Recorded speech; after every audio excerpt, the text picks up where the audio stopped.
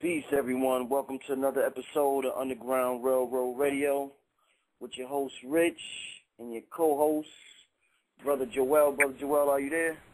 Yeah, holla at your nigga, a.k.a. Bashiganu. Okay, peace, y'all. The calling number, y'all, 646-727-2039.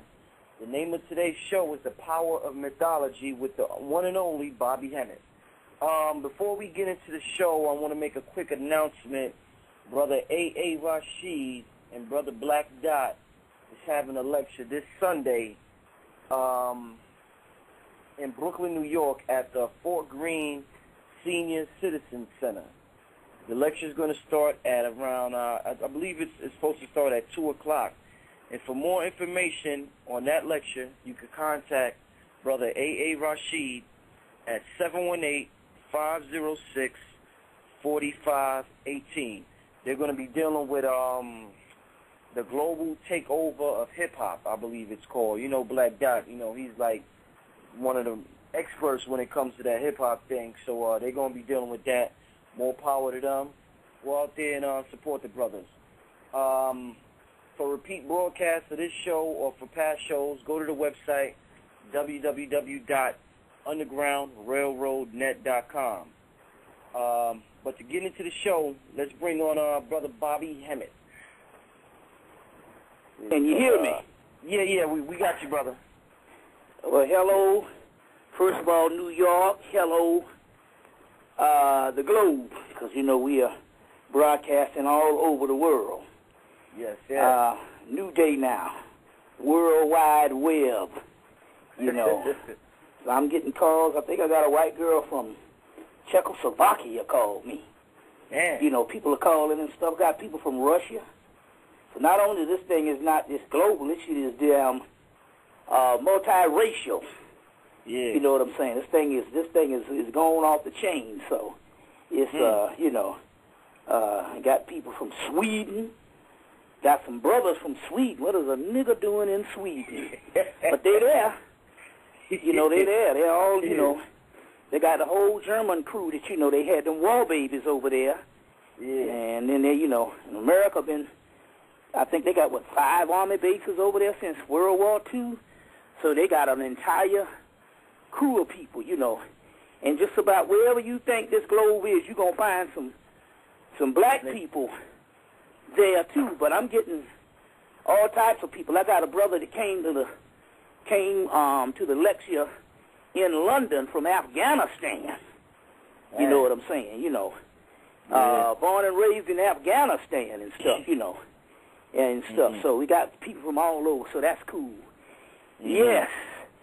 So all right, the name of today's show, Brother Bobby, is real quick, Brother Bobby. I had a couple people who wanted to know the number to contact you for the angelic stimulus package. It's interesting. We put that infomercial out there first, because that was the first thing I was going to say. So to get the angelic stimulus package, let me give you a rundown of things that we have available. The angelic stimulus package, which consists of a check, a spiritual check that you sign, and for $2,500, which will give you, and I have to reiterate, will give you the money monetarily, as well as it might just come as $2,500. Like one person got a $2,500 raise. Somebody might give you $2,500. So it comes like that, but it's a spiritual check, and it might be something worth $2,500 or even more. One sister got a radio station. You see what I'm saying? So it's a centrifugal force, although it says $2,500, excuse me. Although it says $2,500, it's a centrifugal force, which means it goes far beyond that once the prosperity starts coming in, because it's an angelic aspect of that. So it's a magical 8 to put in your wallet so your money can return, and the purple healing disc of Tachyon energy that heals everything, enhances your dreams, opens the pineal gland, and several things. So that's the angelic stimulus package. We also have, for those people who have seen my lectures over the years, although you can receive the full library of lectures from me, but also, which is over 300 lectures, And what we're going to do is we're going to try to get some of that earlier stuff on the YouTube. So I guess I'll be sending some stuff to Brother Rich so he can somehow log that in. But not only can you get the DVDs, but what you can do is those pictures that you have been seeing on the DVDs that I've been selling for years, for the last 5 or 6 years, those particular pictures, we have a package deal where you get about maybe 27 to 30 pictures, which is equivalent of $100 worth of pictures for $50. So it might, because those pictures are $5 in the lectures, so about 27 to 30, a little over 100, maybe $150 worth of pictures you will get for $50. You will get for $50. And last but not least, we get these readings. Now, these readings are different than other readings. It doesn't have anything to do with your personal life. I wouldn't be interested in even giving you some stuff on whether your woman going to come back to you or, you know what I'm saying, or what have you. But where you're going to get your bunion cut off or whatever type thing on your personal life. These readings tell you what God and goddesses you are. And it gives you the pantheon of God. It tells you what God you are in Yoruba, Voodoo, ancient Egypt, Palo, Samaria, Asia, East India, and so on. So we have those particular readings, and there we have those for $75. So if you're interested in any of these things, especially the Angelic Stimulus Package, you can call 678-358-1055. Once again, 678-358-1055. Now, before we get into that, I want to say give you a little bit of announcements and things, different things that we need to look out of. Before we go to the mythological world, we need to go on the mundane world.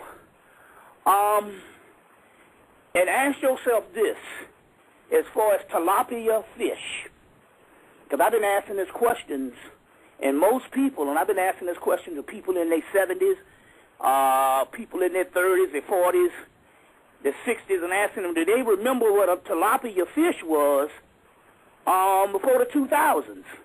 Most people never heard of this thing until recently.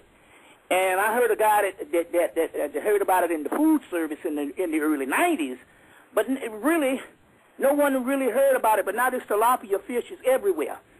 Well, we got some bit of information that they started taking these genes, human genes, and first it's the same genetically modified foods.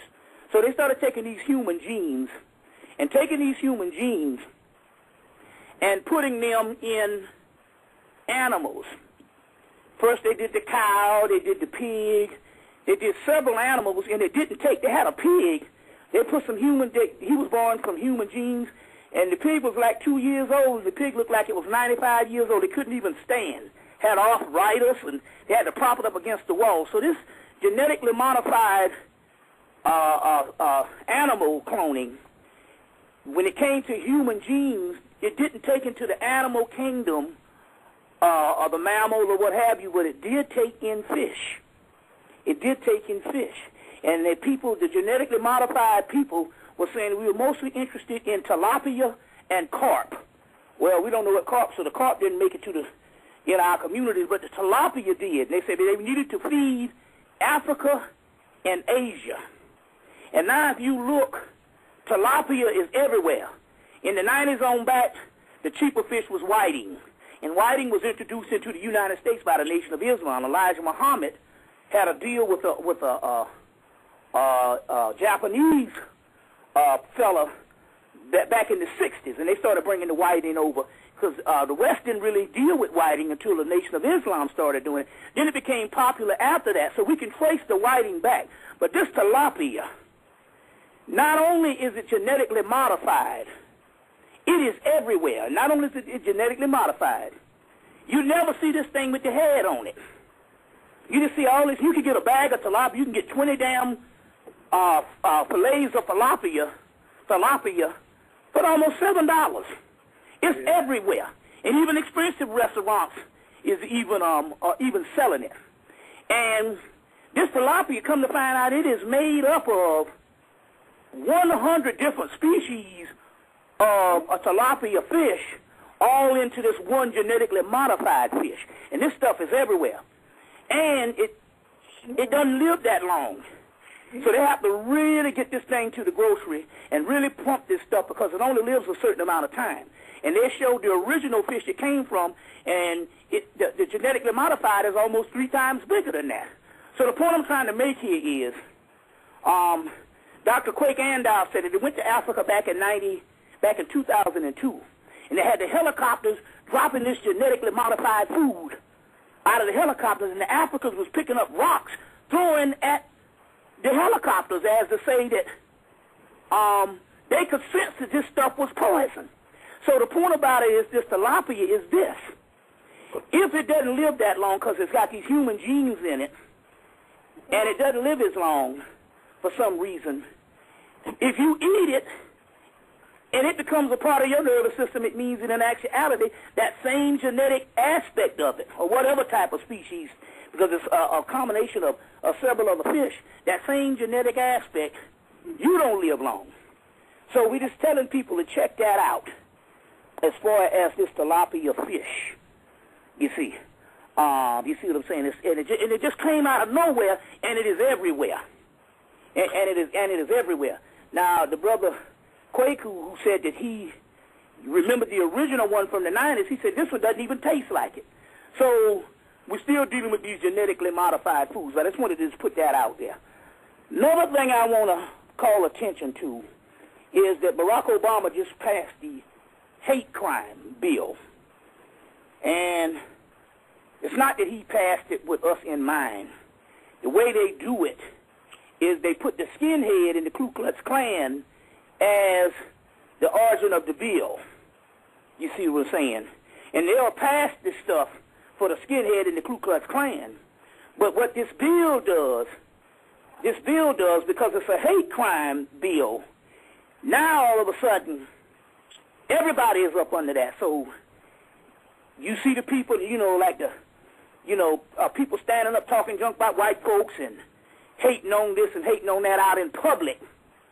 You see what I'm saying? Out there in the streets, they are now getting ready to go to jail. You see what I'm saying? They did, like I did, like last January, well, the first part of the year, they did an entire special on the Black Panther Party. And they was dealing with all this type, the new Black Panther Party, and they was dealing with all this so-called hate. They did it along with the skinheads the same time they did it. And this thing was passed recently around the same time that this execution of John Muhammad, who said that he, to his grave, that he was innocent. You see, and the John Muhammad was executed the night after the memorial of the massacre at Fort Hood, where the guy came and shot up Fort Hood, Texas. And then Barack Obama did the memorial that day and then executed John Muhammad that night. And then Veterans Day was the next day. So unless you go to these rituals they do, and right right in the middle of that, this hate crime has passed, and they're lumping all of that with terroristic activity. So just be careful, be careful on what you say. You see what I'm saying, on this particular time, because you're going to get lumped right back in. So all these black groups, you see what I'm saying, that does the shit talk, you see what I'm saying, you subject to hate crimes and all. So I just wanted to put that out there. If anybody wanted to comment on that, now is the time of anything. Yeah, just to touch back on that whole food thing, it just seems like we can't eat anything now, Bobby. It's like exactly. They don't mess with everything. It's like everything. Exactly. It's exactly. Like what I liked you said at the last lecture when you came to New York, you was talking about praying over the food, and I know when we become conscious, we want to throw praying out the window. Exactly. But you talked about the importance of why our ancestors had to do it in slavery. Could you touch on that so people won't think that? Well, it was interesting. Come to find out that these things that was handed down, you got to realize even Christianity, the Judeo-Christian Islam paradigm is nothing but a consortium of ancient rituals that came out of the ancient African world. So therefore, and they retain some of these particular rituals. So we was thinking that, and most people ended up thinking we were raised that when you say grace, you thanking the Lord for the food. But the grace wasn't originally that. The grace was in actuality praying over that food so that that food would not harm you. It's no different than what when they say kosher meats and kosher food from the Jews. All of this is the rabbi just pray over it. You see what I'm saying? So this is the same aspect of those types of things, what saying the grace is all about. Another thing is, you shouldn't eat food from people who are real hostile and nasty. You see what I'm saying? You know, you get a, like there's one sister like, man, they got this black woman cook these burgers down here, and they're the best burgers in the world, but she cursed everybody out. And they just be laughing. I'm like, no, man, you don't need to be eating that. You see what I mean? You don't need to be eating that, because when they ask all cultures, well, what is it, why this food tastes so good? Whether they ask the Mexicans, they ask the Africans, they ask everybody, they say, we cook this food with love. And that's why when we was eating all that pork and everything in slavery and all that stuff, that food was cooked by love. You see what I'm saying? Cooked with love. You see what I'm saying? And that's one of the things. Even if you go to a restaurant and the person might not know you, but they love the craft of cooking that food. So their love went into it just for the love of making the food. It was a form of cooking with love. And you can tell when someone makes something, when the food is off the chain, it tastes that good. So one of the things that needs to be done is, yes, praying over the food is a part of that. It is a part of that. You see what I'm saying? You know, another thing you can do is get a pendulum, and you can ask yes or no whether this food is the way it is. You see them, whether it's good or not. And pretty much you just get a vibe off of it. But especially if a person has any negativity of a person cooking your food in a restaurant, you need to get up and walk out, or don't even order from there and stuff like that, because that goes into the food. So that's just very interesting. That's very interesting. What's going on here? Which leads me to this.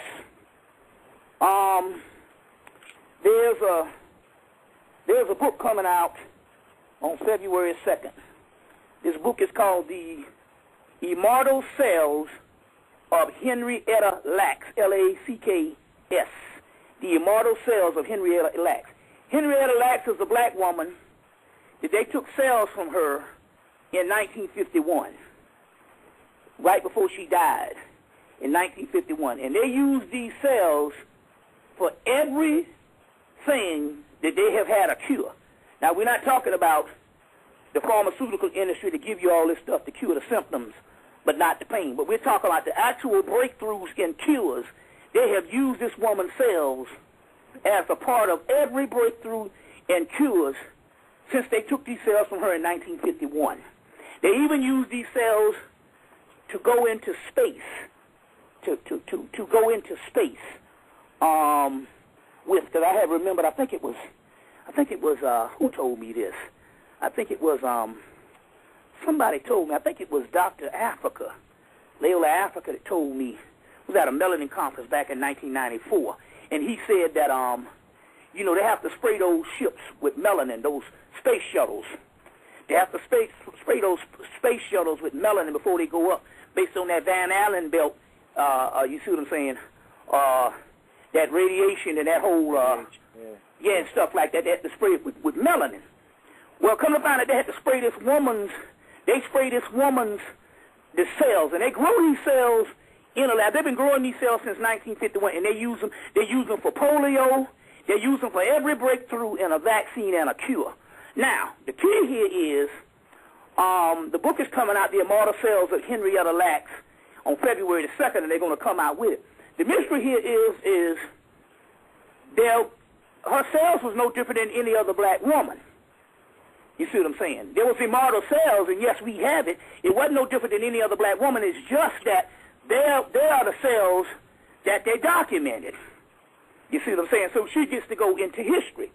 But what it is saying here is, and that's one of the keys we need to reiterate, because the person was giving it to me, gave me this information, was thinking that her cells were just unique. But what she didn't realize is her cells wasn't no unique than any other black woman. It's just that they took her cells. You see what I'm saying? They was able to isolate her cells in 1951 after the technology got to the level that they could successfully do it. but it could have been any black woman's cells. But this stuff is a molecule to fortify and to heal and to make right on any breakthroughs they have had in history.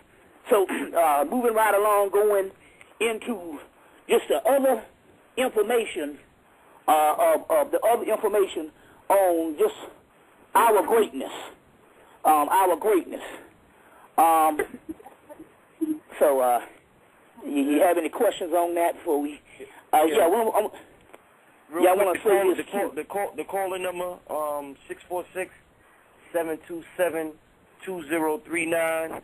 We're with guest speaker tonight, Bobby Hemmitt. The name of the show, Power Mythology.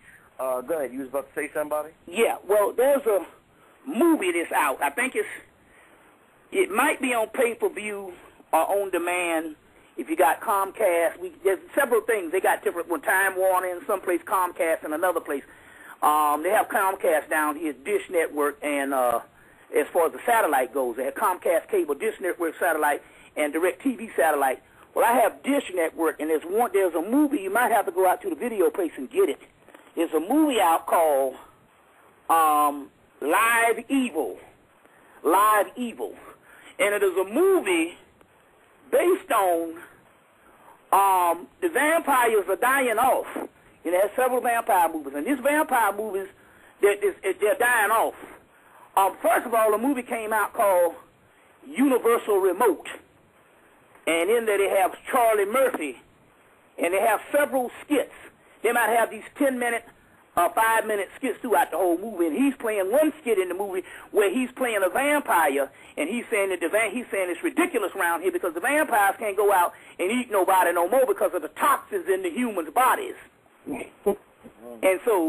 he was complaining about it. Well, that was in a movie, Universal Remote. It came out in 07, 08. But they have another movie that came out in 09, a complete movie called Live Evil. And in this particular movie, the reason why the vampires are dying off is because the humans' bodies have become so toxic until whenever they eat them, it kills them. So it first starts off with a woman a vampire coming into this bar, and she bit everybody in the bar and killed everybody in the bar, and then started throwing up the blood. And the other vampire had to come in and say, I told you can't be eating no humans. And had to give her his blood for her to survive. So one of the things of this thing, in order for them to survive, they have to drink their own blood. You see what I'm saying? Until they can find humans without toxins.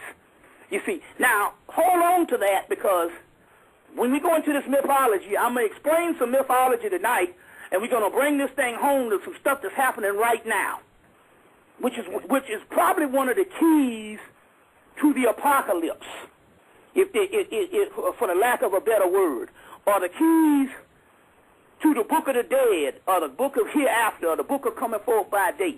And so hold on to that, because I'm going to show you some things that's actually happening, and we're going to explain this stuff through mythology. Let me give you another form of mythology. Now, Martin Luther King is none other in the saint world. So you got in the world of Santeria, the Caribbean, they're broken down into the Yoruba deities and also the saints. And we know that the Yoruba deities, they had to hide a lot of those deities under the saints, under the Catholic Church. So these books on the saints, there's a book on saints by Baba Raoul Canizares that breaks down and shows you whatever saint is whatever Yoruba god or whatever Egyptian god. I got it in the library, but it's two small books under about 1,000 or 3,000, maybe 5,000 bigger books. So it's just it's a book on saints. But anyway, Saint Martin, we had done some research that Saint Martin is Martin Luther King. But Saint Martin is also Elegba. Now follow me on this. This is still dealing with the myth. There was a woman that came, she has a tape out, it's a professor. She came to New York in the 1990s, and she did a whole thing on the history of Haiti, which she calls Haiti. Haiti is the real name. And she did a history on Haiti, and she goes into the Haitian Revolution, and she talks about Toussaint L'Ouverture and Dessalines. Now, Toussaint is the great general that fought in the War of Independence and defeated the French, along with Dessalines.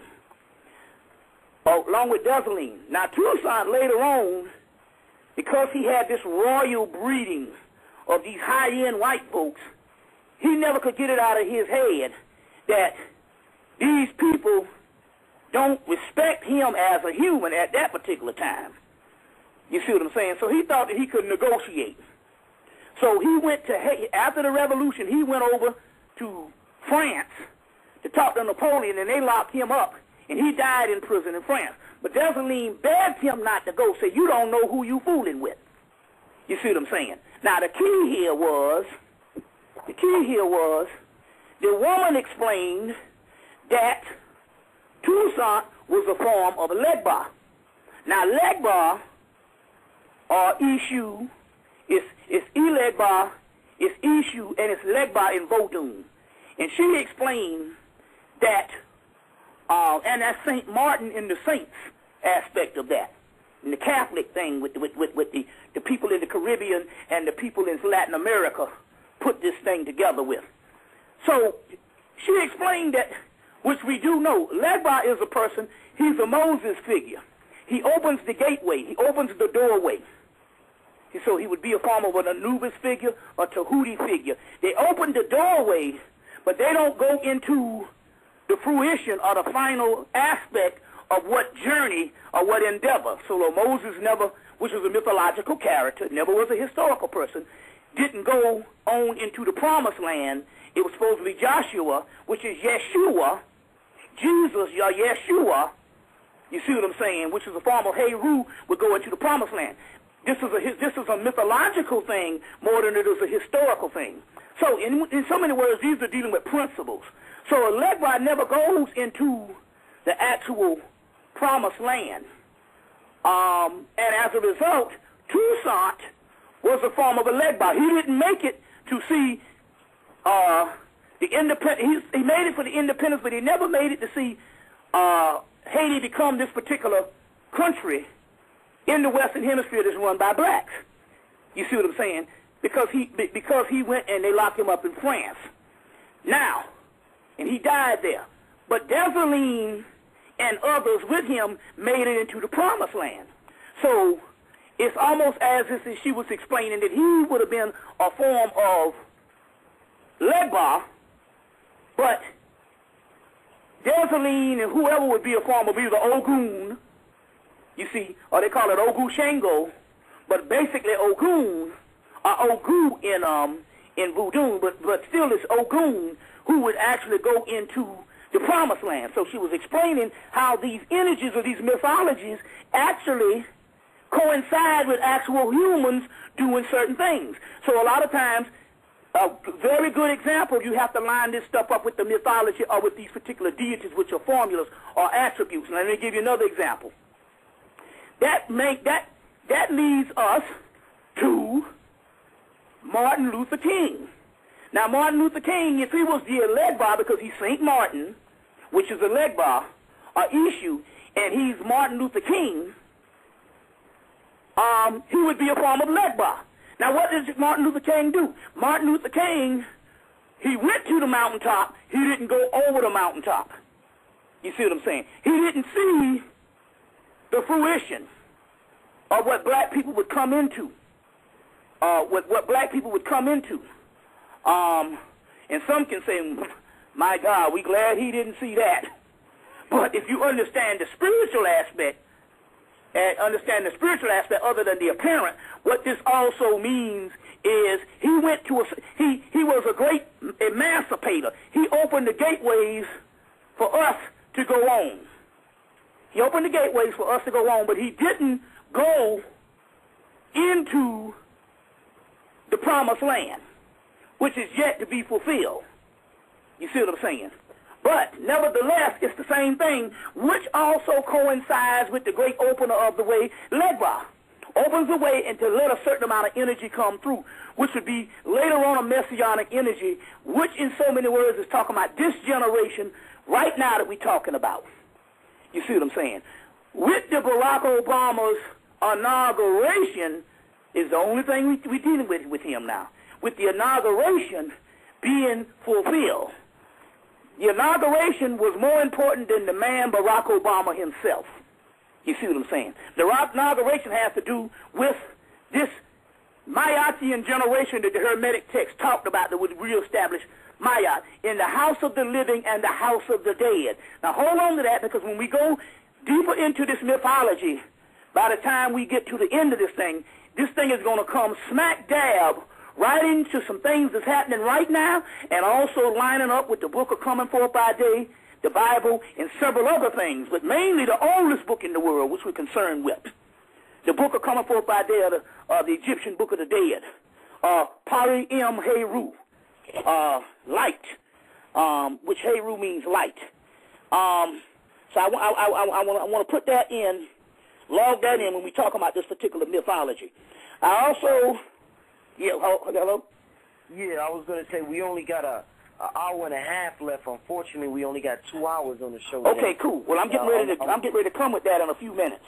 Yeah, I'm gonna come with it in a few minutes. Number one, we've also found, to show you mythology and show you that this stuff is also current events, we've also found recently a statue of Oshun, a West African deity, on the temple walls of Angkor Wat.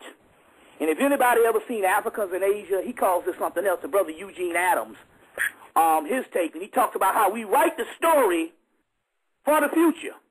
Years ago, it's been written. Well, there's a picture of Oshun on the temple walls and Erzuli, because both of those carry mirrors. There's a goddess with a mirror on the temple walls in Angkor Wat, in Vietnam, Cambodia. Now, Cambodia. Now, this is another great thing, because now we're getting ready to break something. There's also a picture of, there's a statue of Oshun and Erzuli. Oshun being from Nigeria, Ozuli being from the kingdom of Dahomey, Benin. But there's those two African goddesses, which is the African goddesses of love, the goddess Venus, and would also be a form of Heru. I want to say this because this is lining this whole mythology thing up. Now, we got these pictures of Oshun at the temple walls. We also have the picture of the god Bes. Anybody know Bes is an Egyptian deity?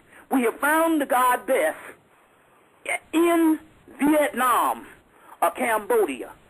Do you know that the name of that, Vietnam is a later name, it was called the Khmer Empire. What other part of the world was called Kham? Ancient Egypt. This is one of the great mysteries that is going on, and this might break one of the mysteries of the Vietnam War. Now, this is unbelievable, because it was also Alim Bey that announced when he opened he opened for me one year, about 2 years ago, that China, the first Chinese dynasty, was named after Shango. Well, it's interesting here, because even in the Dictionary of Ancient Deities, they got a Japanese deity. It's a goddess named Shango. You see what I'm saying? And Shango is a West African deity. Now, let me break this on you right quick, because this stuff is all coming together. We might have to do another show to do some more time, but check this out. Now, what we're finding out here, there's a Bes there, and it was Graham Hancock, one of Graham Hancock's books, where he said that the name Angkor Wat means the god Horus lives. The god Horus lives. Angkor Wat. The god Horus lives. Yeah. And the Ankh was the Ankh, life. Hor. Heru, Horus. Now, this is one of the great mysteries here, and this might blow your mind, that the Khmer Empire was nothing but another place where the Egyptians dwelled. And why is it that we have pictures from France that they took these things to that Guimet Museum, where we got Egyptian we got the ancient Khmer, which would be later on modern Vietnam, with Egyptian dress on and dreadlocks. It's amazing. We have the pictures. But then it gets even more where black people that went to fought in Vietnam said, we was out partying one day and we ended up on a street where all the people looked like niggas from Harlem. Looked like black people from Harlem right in Vietnam. And we know the mountain yards. The point I'm trying to make here is this was another region of ancient Egyptians and ancient Africans, because they have Bes, they have Oshun, they even have the god Ganesha, which breaks this down. Now check this out. The word Ganesha is another remover of obstacles. Anybody know what Ganesha is? That's the elephant deity with the big stomach that you see in India. Ganesha. Ganesha. Ganesha. He's the remover of obstacles, auspicious, the god of writing, the god of knowledge, and remover of obstacles, and a variation of things. Ganesha, believe it or not, is pronounced in Sanskrit, Gana, Ishu. Ishu is the legba, the remover of obstacles, and the opener of the way.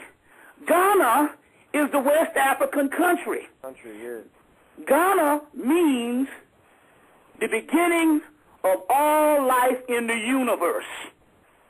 Ghana, Ishu. Ask yourself this question. What was the first country in Africa to gain its independence? Ghana.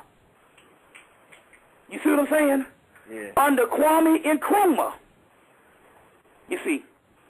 The day that Ganesha came and told me this, and I looked it up in Sanskrit, a brother named Kwame that hails from New York and Baltimore called me and Linda on our birthday, because her birthday was on the 20th. My birthday is Saturday on the 28th.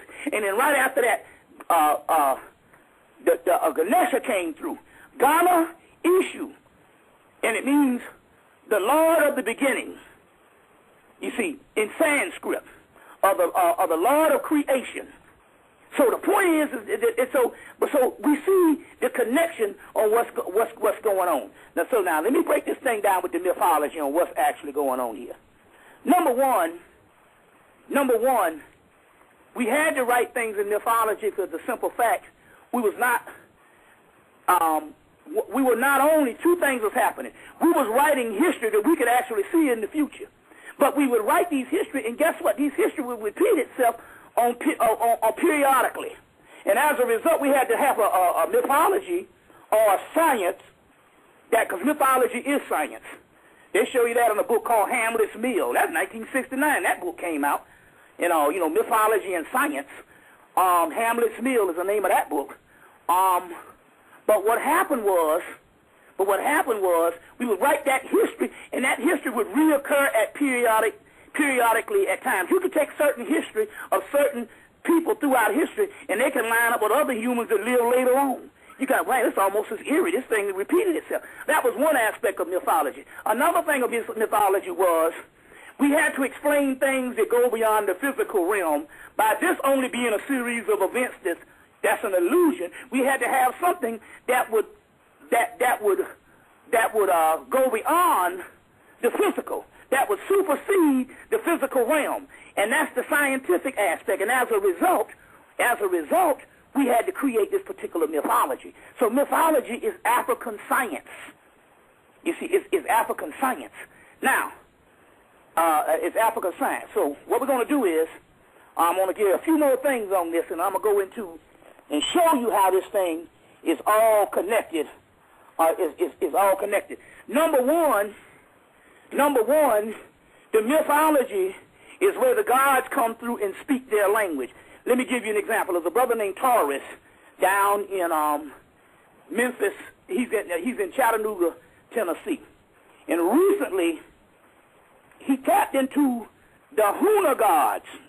Now put this on your lips, because this has something. The Huna gods. The Huna gods are the Hawaiian gods. And he tapped into these particular deities, and he sent me all this particular information. He even sent the shit FedEx. so that I could get this particular information. And what I was trying to tell him was, in actuality, this was not just another part of study where you just took an interest in something. These were these deities that was actually coming through and were saying, hey, we needed to be listed amongst the deities that you have been talking about when you're talking about all this in the particular knowledge.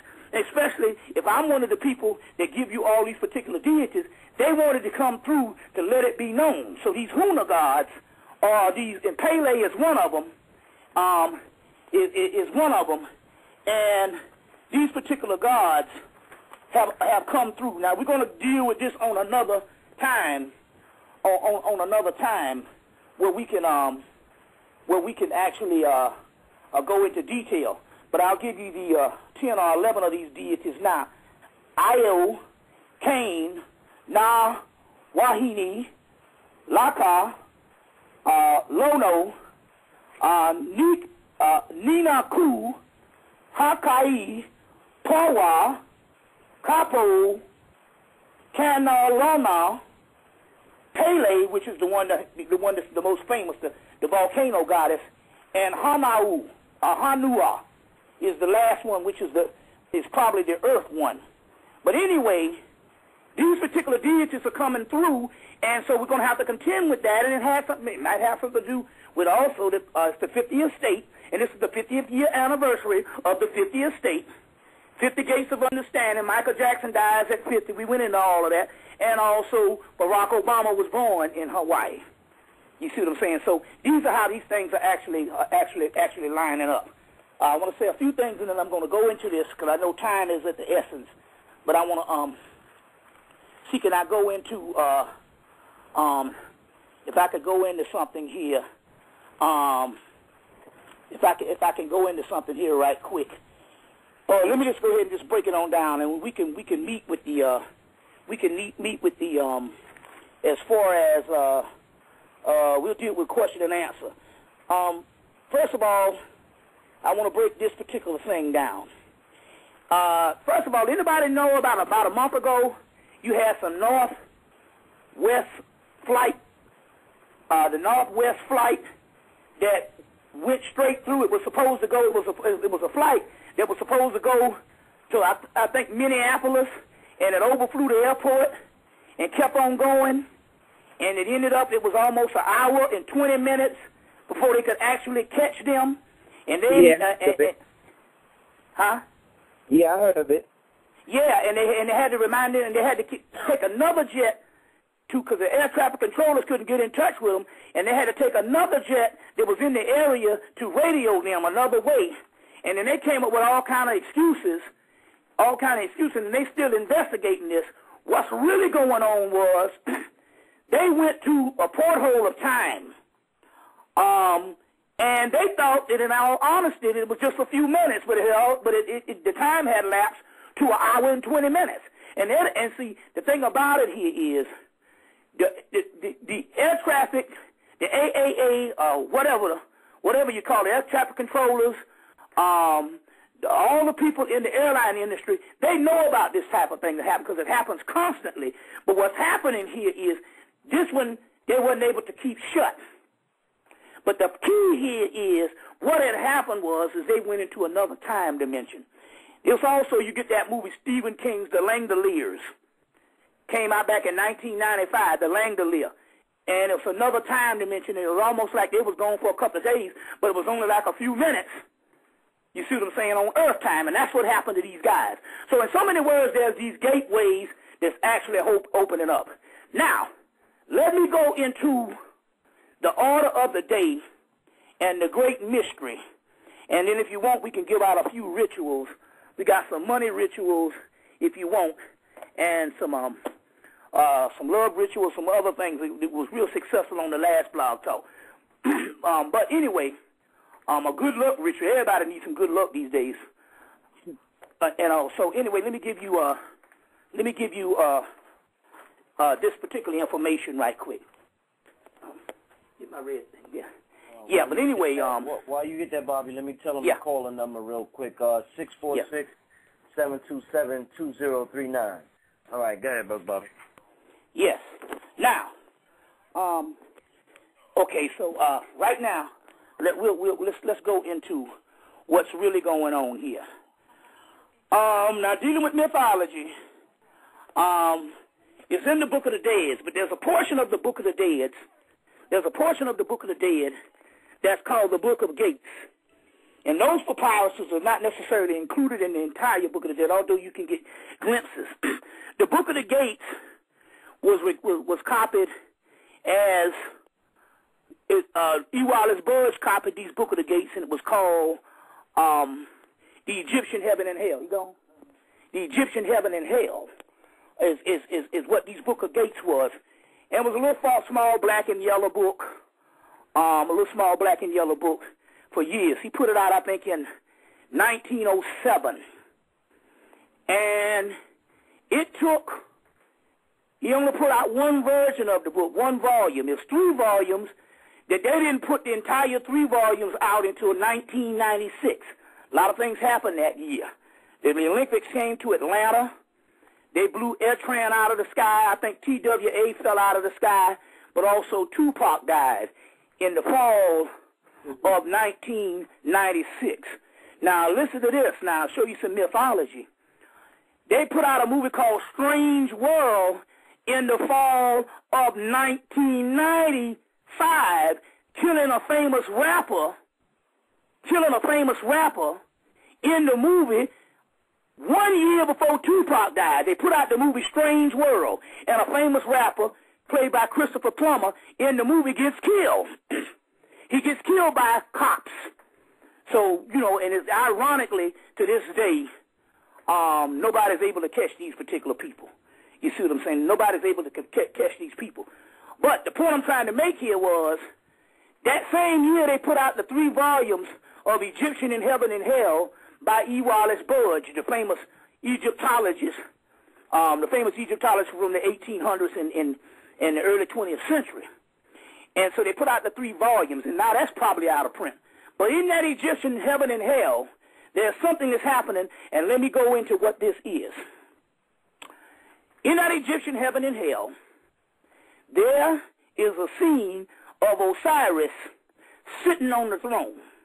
Osiris could also mean the Osirian people, a lineage of a people that's coming out of dormancy and coming down from the physical fall of the physical person on earth. So these things, the Horus lineage, the Osirian lineage, these things are talking about a bloodline, a genetic bloodline. And they said when we went through the Book of the Gates, or the Book of the Dead, or the underworld, is when we went through the Middle Passage, from Africans to universal deities. You see what I'm saying?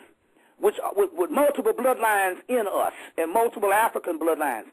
That's a whole nother lecture. But the key here is, in those Book of the Gates, when we get to the Osirian judgment scene, they're talking about something in the future. So the mythology is not talking about the past. It's talking about something that's going to go on in a future date. And that future date is now, because it all happens within the inauguration. When the inauguration comes from the house of the living and the house of the dead. Now, we've had this inauguration, which is called the Return of the Pharaoh, January such and such, when we had the inauguration. Now, this is very key that you understand this. When that inauguration came, it was the inauguration from the house of the living and the house of the dead. The house of the dead is the ancestors. And this is very important. This is very important. You can take this blog talk and run it over and over till you understand what's going on, because this is magnificent. In the Book of the Gates, in the panels of the judgment scene of Osiris, and I'll show these, I'm doing something on the 19th in Baltimore, and December, and I will show these, enter it into the actual lecture. There's these pictures of the particular person, when the person, our ancestor, when the souls are getting ready to rise up to a spiritual level. That's the souls of our ancestors, and that is the souls in our human bodies. What has to happen is, there's a monkey, and the monkey also can represent Hanuman, but it also can represent melanin. Now, stay with me on this. It's very important. There's this monkey that stands there with a big old bat in the judgment scene. And what he has to do, in order for the ancestors to rise to another level, they have to beat the negative karma from past lives, the negative issues, and all of the lower stuff of the ego, the lower stuff that we have accumulated in this cycle of reincarnation. They have to beat all that out, and they have to chase it into the pigs. They have to chase it into the swine. And that's on the judgment scene. It's also in the book of Acts in the Bible they talk about it. But not only that, the Twa people, to this day, the physical Twa people, known as the pygmies to some people, the derogatory term, but the Twa people in Africa to this day, they have a person going crazy. They keep pigs around so that they can chase the insanity into the pigs. And as soon as they chase the insanity with this ritual into the pigs go crazy. Well, in the judgment scene, and in the book of Acts in the Bible, I think it is, but in the judgment scene where it originally comes from, they have to chase all the negative karma into the swine. Wow. And it's a monkey that did it. Now, this is the interesting part because Barack Obama went to Trinidad, which is part East Indian, part African, and the mythology of Hanuman, the Monkey King that's all over Europe, is in Trinidad. They got a 20-foot statue, 50-foot statue of Hanuman.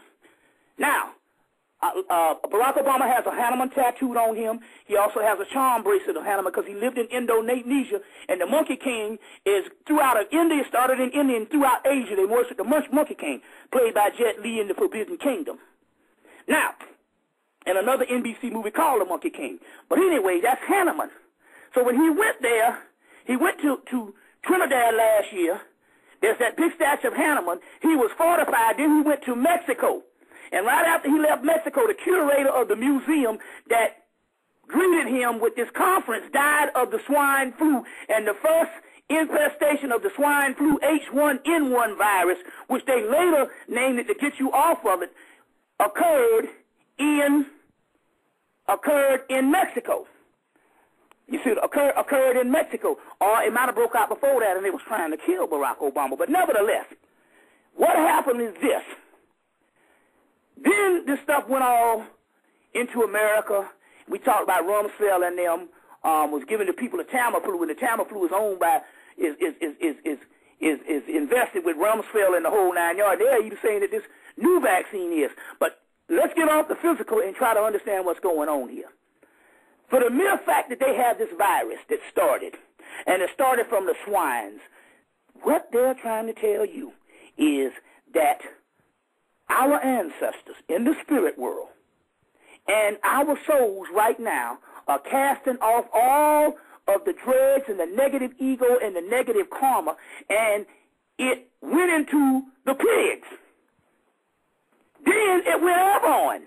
And when it went airborne, you see what I'm saying? Once it went airborne, it didn't even have to go into the swine anymore, although they announced in October that they got infected swine or H1N1 virus or the swine flu. They got infected pigs in America. They only say it once.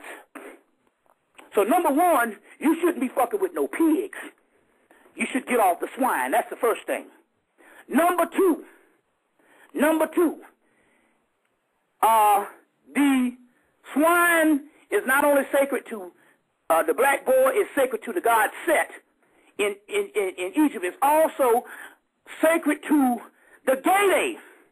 The Gede in Voodoo, and the Gede is the ancestors. It's the dead. But the head of the Gede is Baron Samedi. Remember he showed up? Remember Baron Samedi showed up in 08? And we've been talking about Baron Samedi, the Lord, Baron Samedi and the goddess Brigitte, and they both showed up in 08. This thing all comes together. Because when he shows up and all this stuff start happening, he's the head of the Gede. He and the goddess Bridget. Now, the Gede is sacred to the swine, so this is also connected to the ancestors rising up, their energies, the negative energies being cast into the swine. Now it's going airborne, and this is mythology of the Book of the Dead that said that this would happen. So in so many words, This swine flu thing that we're having now is a part of the rise. It's a part of our rise, and it's going airborne. You see what I'm saying?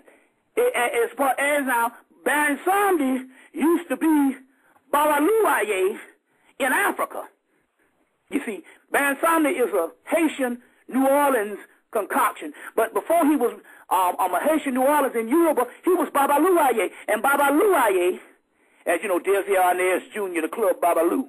But Babaluaye is also the God that sets over disease and immunization. So all this stuff is coming together based on the mythology. And the mythology is an advanced scientific way to explain what's happening. But this is big business as of now based on this H1N1. And so they were inoculating people because they knew they couldn't get them off the swine. You see what I'm saying? They never knew they couldn't get them off the swine. So they were inoculating people and all because they knew that it's also the Kabbalistic. The Kabbalistic, you got the front side of the tree and you got the back side of the tree called the Kalipoth. They say the back side of the tree will rule in the future because that's nothing but the fallen ancestors. The fallen ancestors. But the back side of the tree, the Kalipoth, sets over disease. Brother Bobby, yes. Joel had mentioned to me last week, and somebody just brought it up in the chat room on the internet. About Baron Samdi. Isn't he in the new movie, Joel? What you was telling me about the new Disney movie? Oh, yes, Disney. Walt Disney, the Frog Princess. Yeah, exactly. Yes, Baron Samdi is in there. Walt Disney never did any, they never put black characters in the cartoons other than the Zippity Doodah thing.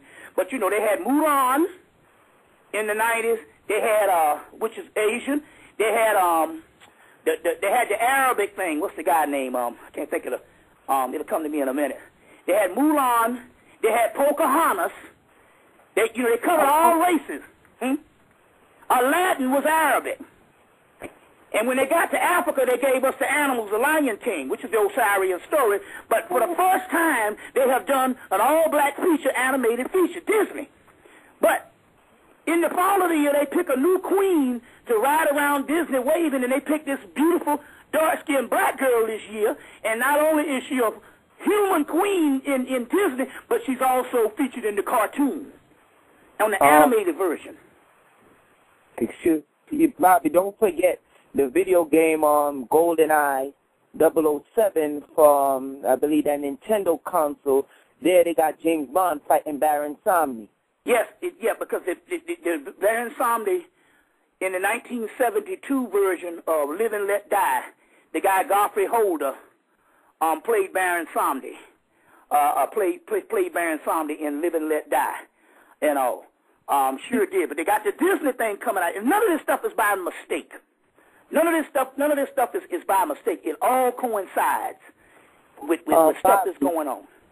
Bobby, now that you say that all coincides, and since we stuck on Baron Samdi topic, Lady Gaga, did you see how she did a combination of Baron Samdi and Mama Bridget at the awards? The MTV awards? Yeah. And you got to hear your boy. He been doing Baron Samdi for the longest. What's the guy with the top hats? Flavor Flav. No, not Flavor Flav. Flavor Flav started it off. If you ever get that article from T-Pain you talking about? Huh? T-Pain. Yeah.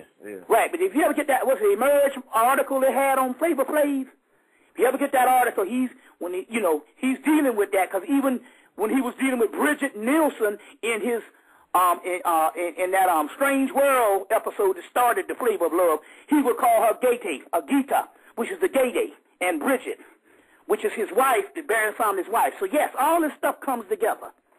All this stuff comes together. You see what I'm saying? I want to ask you real quick, Brother Bobby. On the internet lately, a lot of the white researchers, Texas Mars and a couple of other ones, Gary Colan, they've been saying, and they've been saying a lot, sending out emails that the ancient Egyptian pharaoh Akhenaten is our modern-day president, Barack Obama, commander-in-chief. And they go into all these references in the Bible about Egypt and just a lot of things. I want to know what you think about them saying that he's the reincarnation of Akhenaten. I've heard certain things to that effect too. And based on the psychic lines I've gotten I've gotten a bit of that too. I've gotten a bit of that too, but and stuff. You have many incarnations, so it could, I don't put nothing past anything. You see what I'm saying? I don't put nothing past anything. You see, but I've heard of that, and I've been aware of it. I even showed the pictures that they did with the Queen Tea and the Akhenaten on the internet. But what I got on some psychic lines that it was true. I have to further research it, but yes, that's been going to that effect. It's been going to that effect, so it's very interesting. Okay, all right. Let's get into. We got 58 minutes left. This is a powerful show. I want to go into. Should we go into some questions? You want to go into a couple of questions? Yeah, we can go into a little of that. Yeah. Okay, let's. You want me to go out a ritual, or we want to go into question and answer first? Well, give out the ritual, and then we'll go into question and answer. Okay, yeah, because people, this is very. People been calling and saying, that they've had a real good response to the rituals. So what I want to do at first is want to look up this particular day. Like I told the people again, if you can go on the internet and you might get them for $2 or $3. It's called The Goddess Book of Days by Diane Stein, Stein. Diane Stein's book, The Goddess Book of Days, which is I got it in Washington D.C. back in '05, and it was out of print then. It was 10 years old then. But you can get them. You can get them hardback for $6. So I want people to go on the internet and look up The Goddess Book of Days, 366 days of engagement calendar by Diane Stein. Let's look up the days of the 25th. Yeah, what is the day? Yeah. Okay, the day is a day of Oya. Oya. It's also a day of Mayat and Bridget, which is the wife of Baron Samedi. But we want to focus on Oya. So I don't have a ritual to her right now, but what I do have is a lot of times you make the ritual just by reading who she is. As you know, Oya was played by Halle Berry in the X-Men series as Storm. And even in the cartoon, they even showed them go to Africa, and that's when they found Storm in Nigeria. In Nigeria. So the goddess Storm in the X-Men is none other than Oya.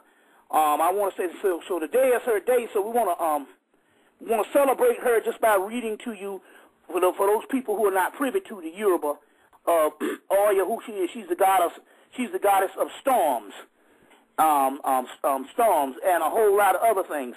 But I want to just reiterate. I want to read this to you. Oya is the female Orisha and is the patron of fire in the sky or lightning that does not touch the earth. She is the gatekeeper in ceremony, to ceremony, and Shango's partner in battle. Shango, as you know, Shango is the god of lightning, and Barak means the god of lightning. And the lady of the marketplace.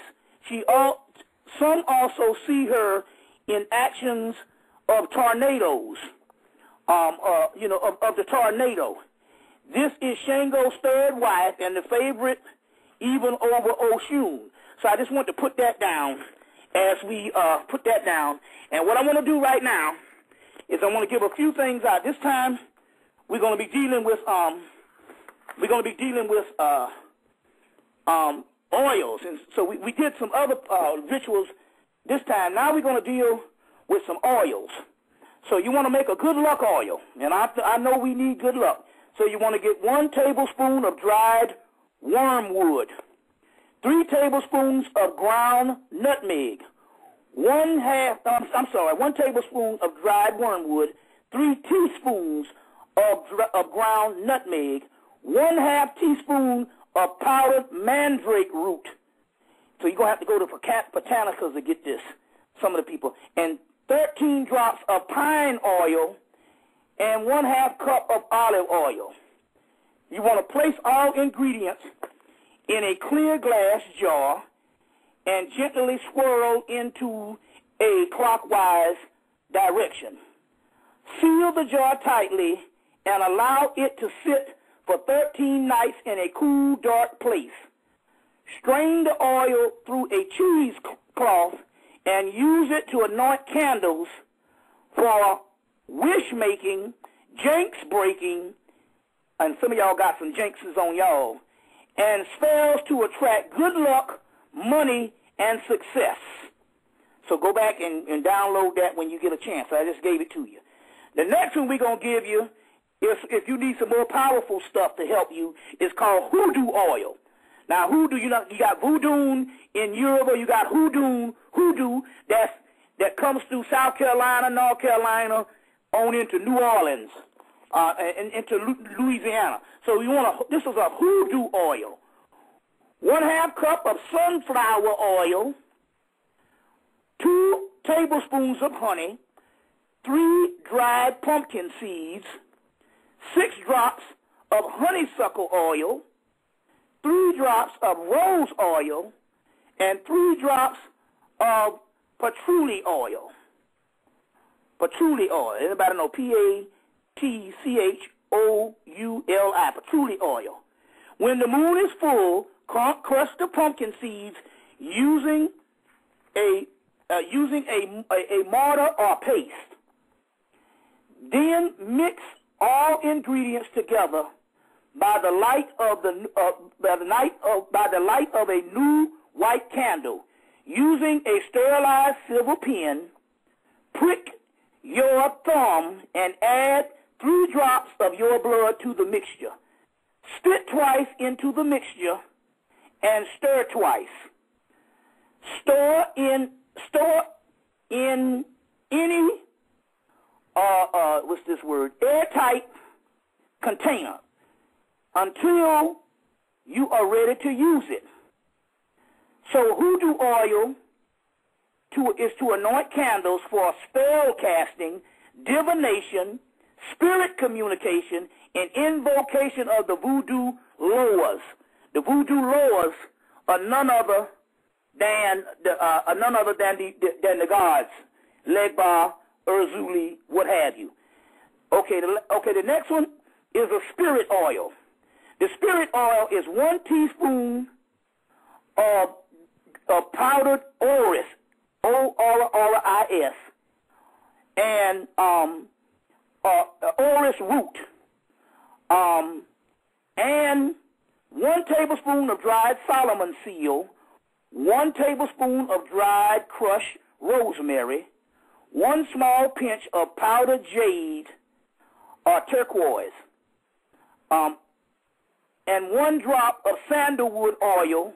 3 drops of sandalwood oil, 3 drops of mint oil, and 1/2 cup of safflower oil, SAFFLOWER oil. Mix the ingredients together and store in a tightly capped glass jar for at least 3 weeks in a cool, dark place. Strain through a cheesecloth and anoint candles for exorcisms, seances, counterspells, that means to get something off of you, purification rituals, protection against evil influences, and spells to increase clairvoyant powers. So those are the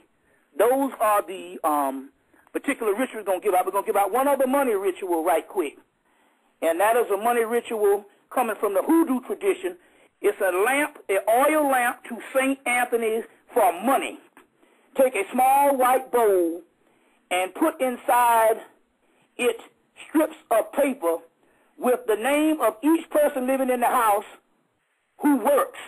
That means the people who got to have a job. Don't put nobody who is unemployed on these strips of paper. Add to this some, and this word is chamomile, parsley, and cinnamon. Fill the bowl with vegetable oils and add a floating wick. That means a long wick. Light the wick and let burn for 3 days. Prepare the lamp every Tuesday for 13 Tuesdays while saying the novena prayer to St. Anthony. So you're going to have to look up a prayer for St. Anthony and do this. If you didn't get what this was, download it again and just go back and see, go back and get what I say. So at this particular time, those are the rituals we're going to deal with right now. And also for the flu and for wellness, you want to burn some eucalyptus oil. You want to burn some eucalyptus oil. So you want to get those little things that got the little charcoal and it's got a little glass, and you burn oils in it. Burn some eucalyptus oil for this flu and for this flu, as well as any kind of wellness. That's what's happening at this particular time. So let's go to the questions. Okay. Go to the caller from a 773 area code, 773-224. How you doing, caller? Hello? Yes, I can't hear you. Could you speak up, please? You know what? I'm just listening, brother. Okay, brother. Thanks for listening. All right. Okay, let's go to another caller. Yeah, from, okay, and not the charcoals. What you do is you get the little tea candles. It's a little set with a tea candle and a glass. And you can burn that eucalyptus oil with the tea candle and the glass. They got those lamps. They got them everywhere. Okay. Let's and also pine needle oil. Pine needle oil. That's another one. Okay. All right. Caller from a 323 area code, 323-828. Caller, are you there? Yes, 323-828. Caller, are you there? I guess they're just listening as well. Let's go to the next caller from, let me see, where is this? 804 area code. Caller, are you there? Peace. Peace, brother. Do you have a question? I'm just joining Bobby Hemmett right now. I just wanted to know, there's a lot of movies coming out. There was a movie I seen on the internet called The Sorcerer's Apprentice. Then there was another movie coming out with Nicolas Cage. I think it's called something with the witch. And it's like 2 movies with Nicolas Cage. I want to know if Bobby Hemmett want to speak on all the movies Nicolas that got a lot Cage to do with is definitely into the occult. Right. Nicolas Cage is definitely into the occult. He produced he produced the TV show for the Sci-Fi Channel about a couple of years ago, and it was called something Files, the Dresden Files, and it was all on the metaphysical thing. And when you look into his movie, the movie where he's playing the Ghost Rider, and you look there and you will see him sitting down by some books, and he has some of Israel Regardie books on the middle pillar, the Tree of Life, and also Israel Regardie books on Kabbalah and stuff. So he is definitely into the occult, big time. Nicolas Cage, you see what I'm saying? That's why he took the Knowing picture, and he's doing a lot more of those things. And like I said, he did the Dresden Files. Y'all need to go pick that up. They still sell those. It only was allowed to come on 1 year on the Sci-Fi Channel, but they still sell those Dresden Files. You can get them at Walmart and different places. And it's a series, but he's into the occult, yes.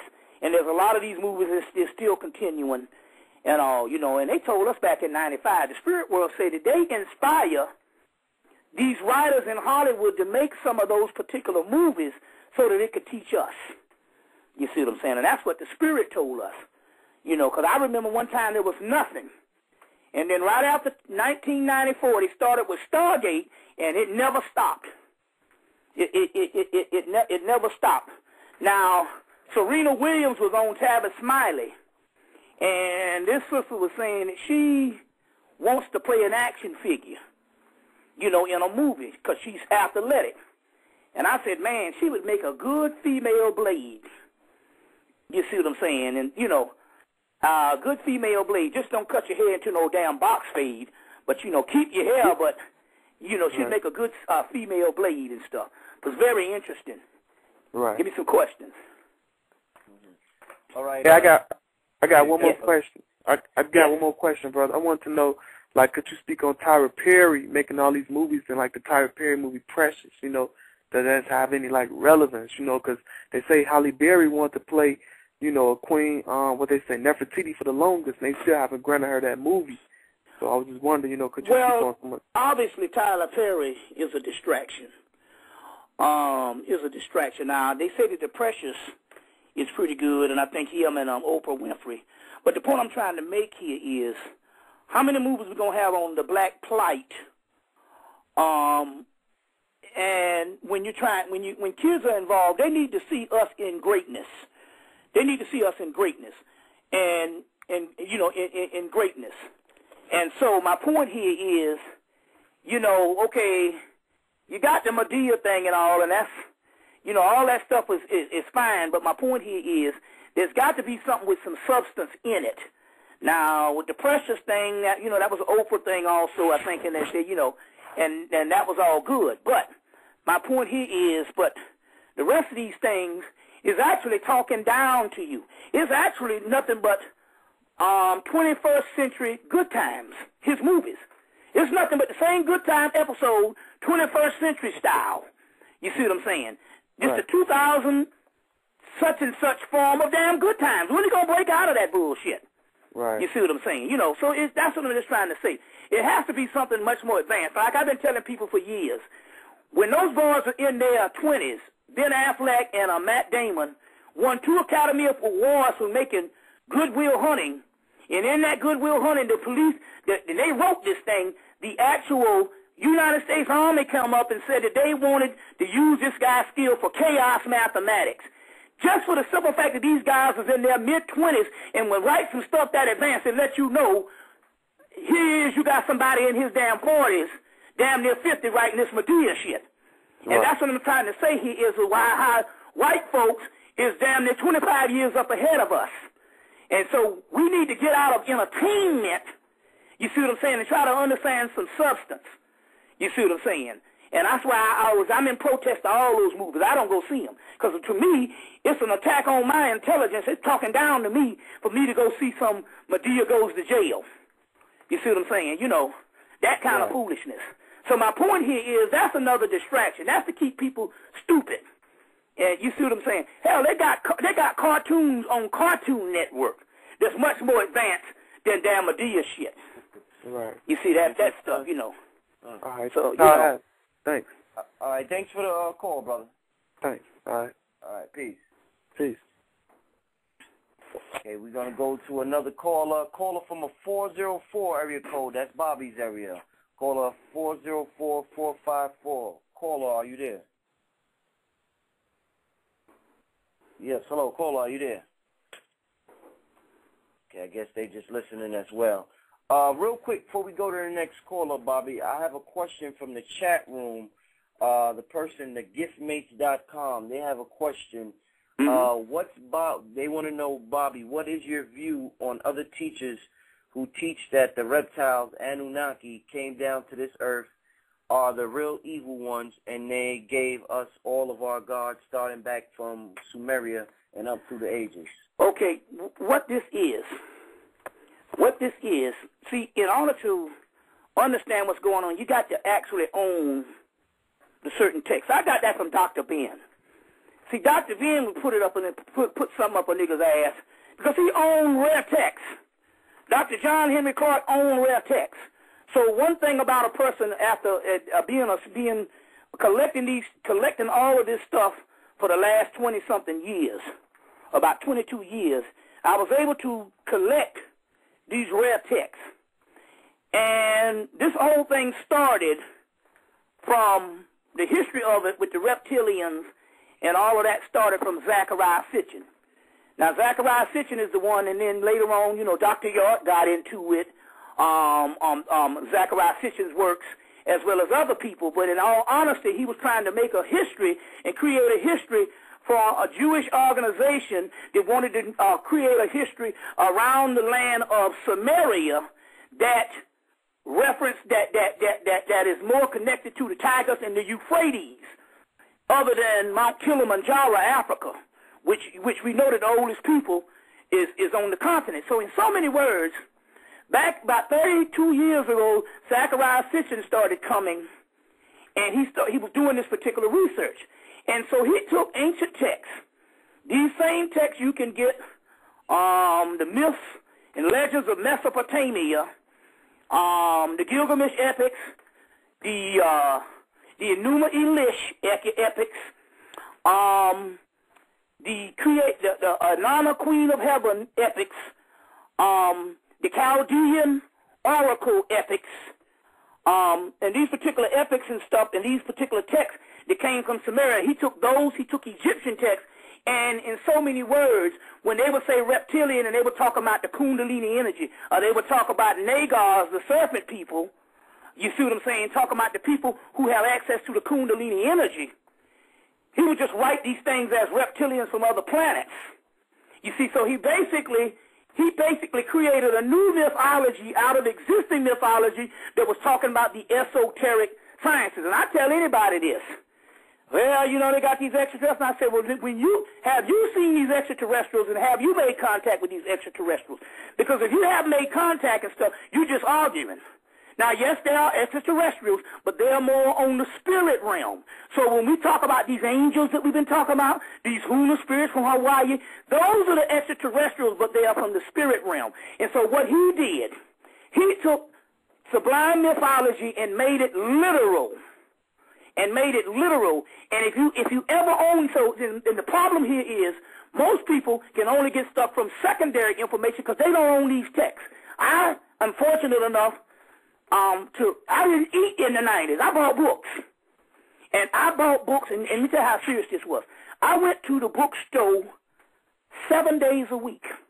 Hard to believe. I went from the bookstore from 1992 to 2000. If I wasn't traveling 7 days a week, and when I would go to other cities, and all my money went to buying these ancient texts and buying all this stuff. And buying all this stuff and all. And I think I bought 100 books this year. So my point here is there's no end. So the thing about it here is the people are victims of secondary sources. So they're not able to tell when they get this particular information. Well, I want to know what the ancient texts come from. Sometimes you go and say, well, study the ancient text. And then come back with your conclusion and not the secondary text, which is someone's theology. And basically that theology started with Zachariah Sitchin. It was furthered with Dr. York. It was also furthered with David Icke and that whole crew. But that's a theology. You see what I'm saying? That's a theology. But if you study the ancient mythology, you will see that this stuff is more scientific and more spiritual than it is literal. History. Yes. Mm-hmm. Bobby, I have a question. Yes. I wanted to know, like, during the planet, when I'll be around, I notice like the ground will be shaking. I'll feel the vibration, and when I ask other people, they say, nah, they're not feeling it. Could you give a quick breakdown? Do you know about that? What this stuff is actually happening is the dimensional shifts. It's no more than what happened to those Northwest pilots. There's things that is happening. It's dimensional shift. We got some cats. And I talk about our cats. So they got to fighting down in the basement. We open a door and stuff, and we let them in the basement during the winter because if we don't, the mice start to come. And if those mice smell those kittens, they won't come in 100 yards. I mean, even the squirrels won't even come in the yard. So we let them down it's a partial basement. You know, it's mud and stuff down there. It's not like a basement that you can live in. Anyway, we keep the door and we let them in there. They were fighting this morning, and I had to get up and go take a sistrum. And the sistrum is an instrument that ISIS holds up, but it has a cat on the end, bass. And so I was rattling, and Linda was like, why are you rattling that sistrum? I said, don't you remember last spring? They was doing all that hollering and carrying on, and once we rattle that sistrum, they cool out. So in so many words, what we're talking about is a scientific aspect, but we're talking about things that is happening in other dimensions that animals can even hear. You see what I'm saying? And what was going on today with that was some type of eruption, because 25 is also Mars and the god of war. And them cats got to fighting today, and today was the 25th. So certain things are actually happening. So when you feel these shifts and stuff like that, you are in tune to those.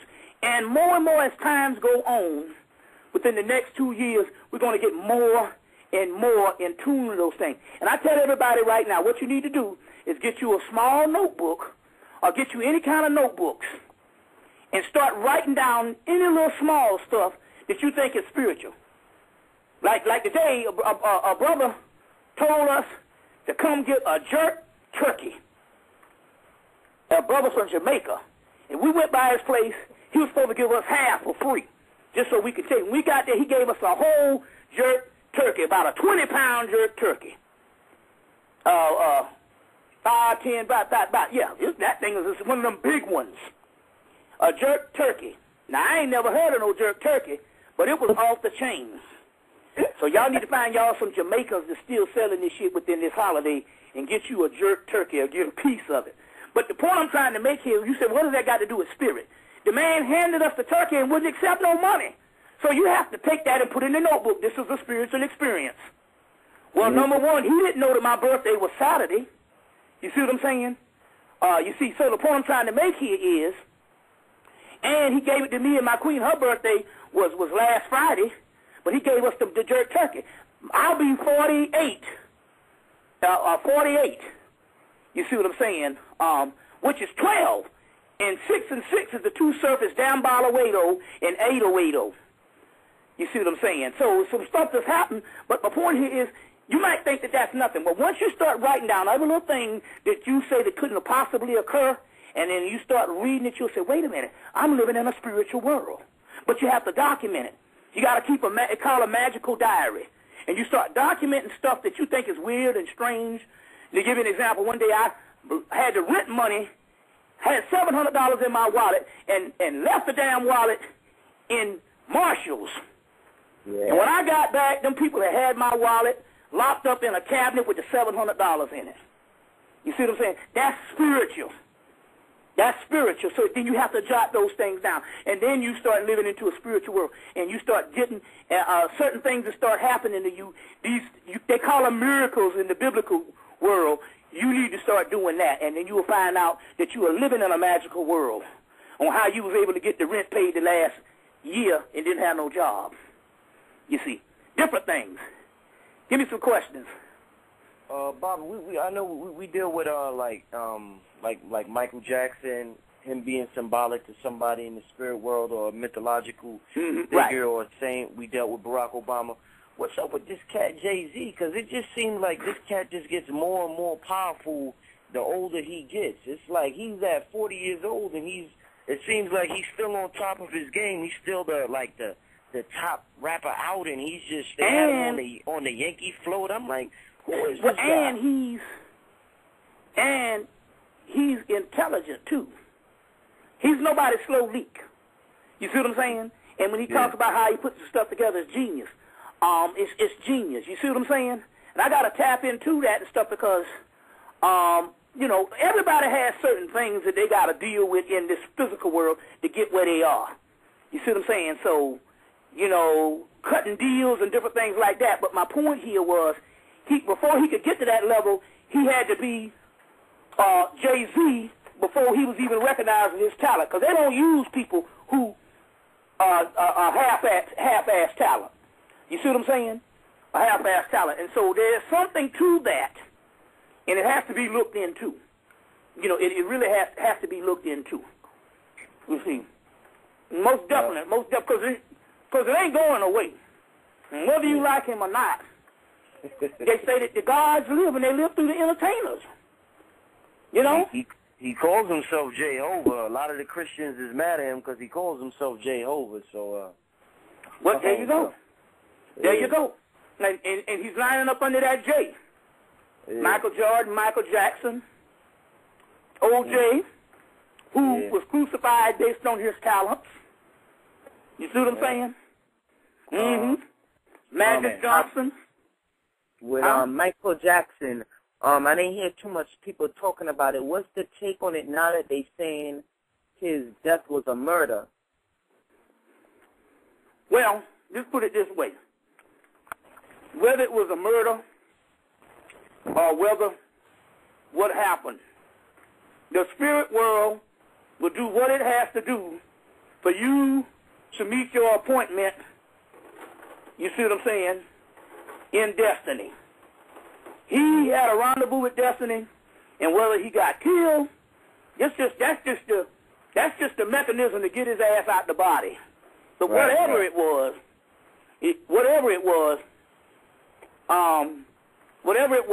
his appointment and his connection was the time he was supposed to go.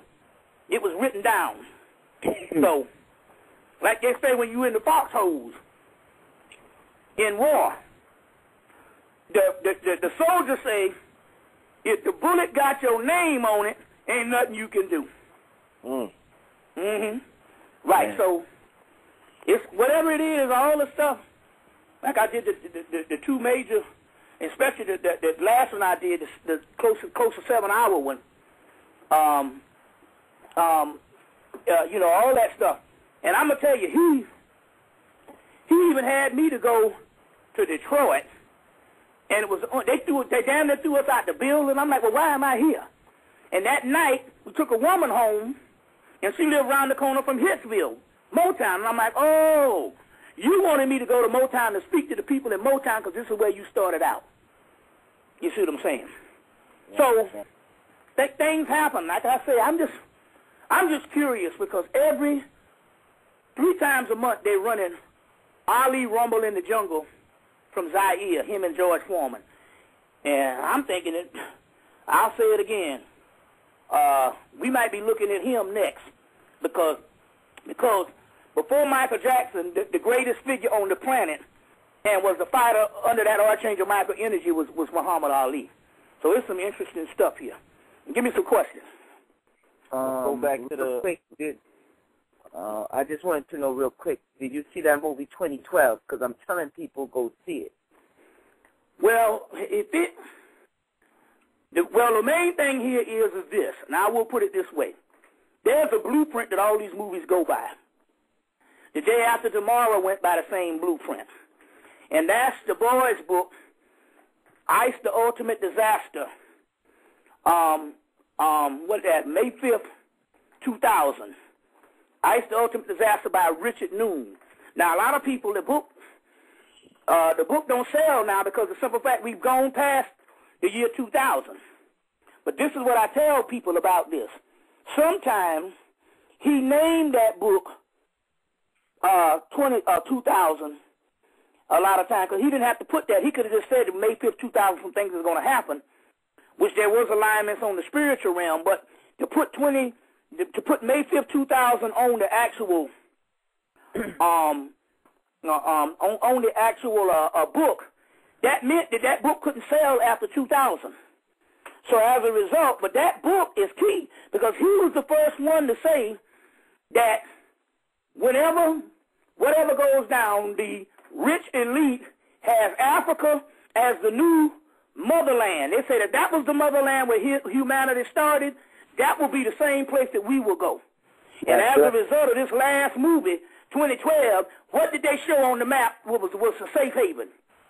Africa. And they showed what? South Africa. Now, they right now building amusement parks in South Africa, falsifying history, saying that the Europeans were there from the beginning. So they got a whole amusement park, and they got books and everything talking about the European origin of South Africa. And they can do that because when you write history, if it get a couple of 100 years old, people will believe anything like they believe Jesus. Right. You see what I'm saying? Which was a mythological character that later on the Roman literalists worked for 200 years to make it into the human character we have today.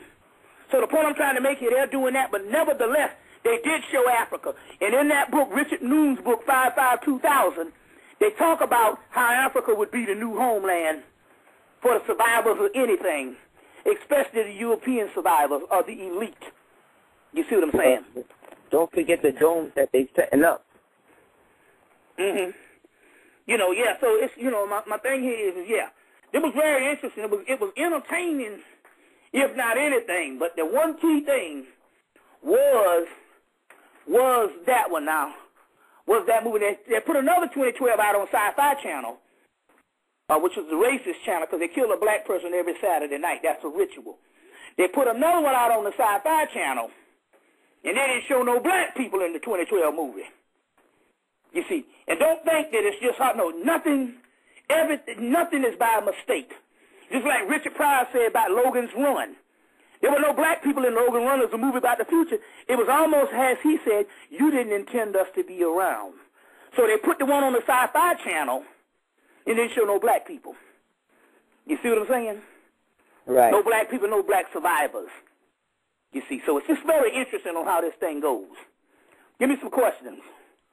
Okay, let's, well, I got a question here from the chat room from Sunrise. He wants to know your thoughts on black folks who suffer from, like bipolar or, you know, mental illnesses like bipolar or manic depression, schizophrenia, things like that. Well, it could be very well people that get trapped on astral planes. It could be several things.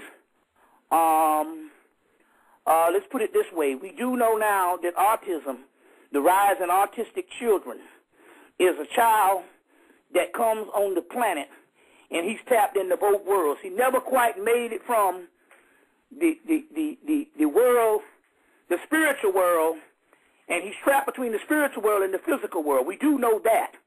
We do know that spiritually, that's what happened with people with Alzheimer's.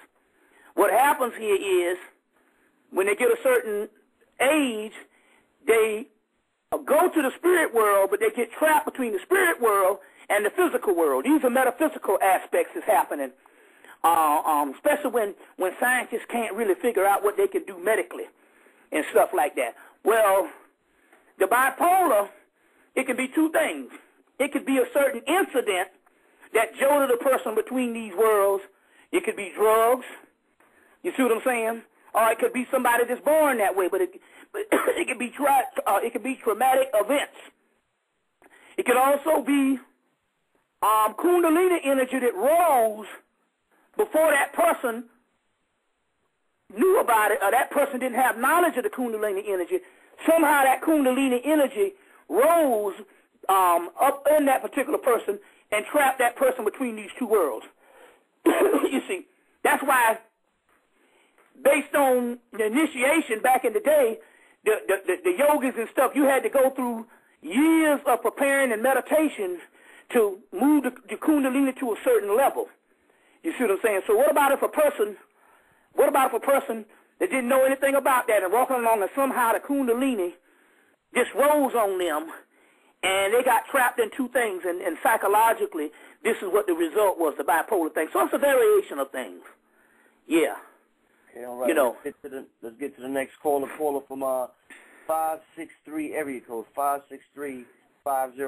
Caller, are you there? Yes. My name is Lance Miguel. I'm from Montgomery, Alabama, and I had like a comment, almost a question about. I got this movie from somebody called The Last Unicorn. I guess it was made in 1986. Excellent, 1982.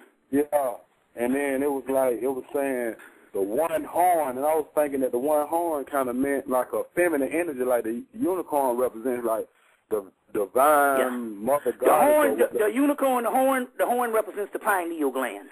There's a book you can get called. There's a book you can get called The Lure of the Unicorn. And some of those, the unicorn is in the Bible. Yeah. And they talk about but it's the pineal gland is what it is. Remember in the movie Legend with Tom Cruise, in that movie they broke that pineal gland off that unicorn and the world was flung into darkness. Well, that's what happened to us. Our pineal gland, which was the first eye, got covered over with the two visible eyes, and we fell into this world of darkness, only trapped in this illusion. Yes, The Last Unicorn. Excellent movie. It's one of the best movies, and they just celebrated the 25th anniversary of it. You need to get that movie. Yes, and then I kind of felt like the magician represented, like, you know what I'm saying? He really was no established magician, but he had faith in himself, and then when he realized his magic, he told, like, magic, do as you will, do as you want to do. Well, one thing about that magician in the movie, because he wasn't adept at being a magician, he was innocent. And by him being innocent, he was the only one that could actually encounter the unicorn. Yes. And he could be the only one to encounter the unicorn because he was innocent, which means he has room to grow into a great magician. But because he wasn't the master, he was innocent, and that is the only thing that can encounter a unicorn or fairies. You can only see the fairies. Children can see the fairies, and adults, if they are humble, as a child led them, you must become as children. If you get the movie The Spiderwick Chronicles, and I'm interested on this movie because the simple fact this movie came out the same day of the Jumpers movie. And the Jumpers movie has been on cable over a year, and the Spiderwick Chronicles is yet to make it to the cable stations, and that is by design because they know that movie is revealing some stuff that they don't want you to see. Too much knowledge. So Fairy Kingdoms, which is the Ancestors, which is Bess, and Leprechaun, and all this stuff here. So but that last unicorn is a major movie. I tell everybody to get that particular movie, especially when the unicorn got trapped into a human body. And she started complaining on how abnormal a human body was and the death that was around her. Yes. So, yes, it's awesome. The last unicorn. Yes. Okay, I think Bobby disconnected, but are you go ahead, Joel, go ahead. Real quick, with that same thing with the Spiderwick Chronicles, isn't it ironic that the pig was the one to eat the evil beast? Remember what we were talking about earlier with the pig eating? Exactly. And there's a part in the book, they call it the pig. Let me see if I can find the name of this particular gene. They call it it's called the pig something gene. It's in the book I talk about, the ISIS Thesis by Judy K. King. And they talk about this pig gene that whenever humans come in contact, that they activate this pig gene, it traps the spirit back into dormancy. So all the work you work for, this pig gene come up in the actual mark, and they call it the something. Let me see if I can find the name right quick. But the hog squeal, and he spit in the eyes of the children, and they could see the fairy.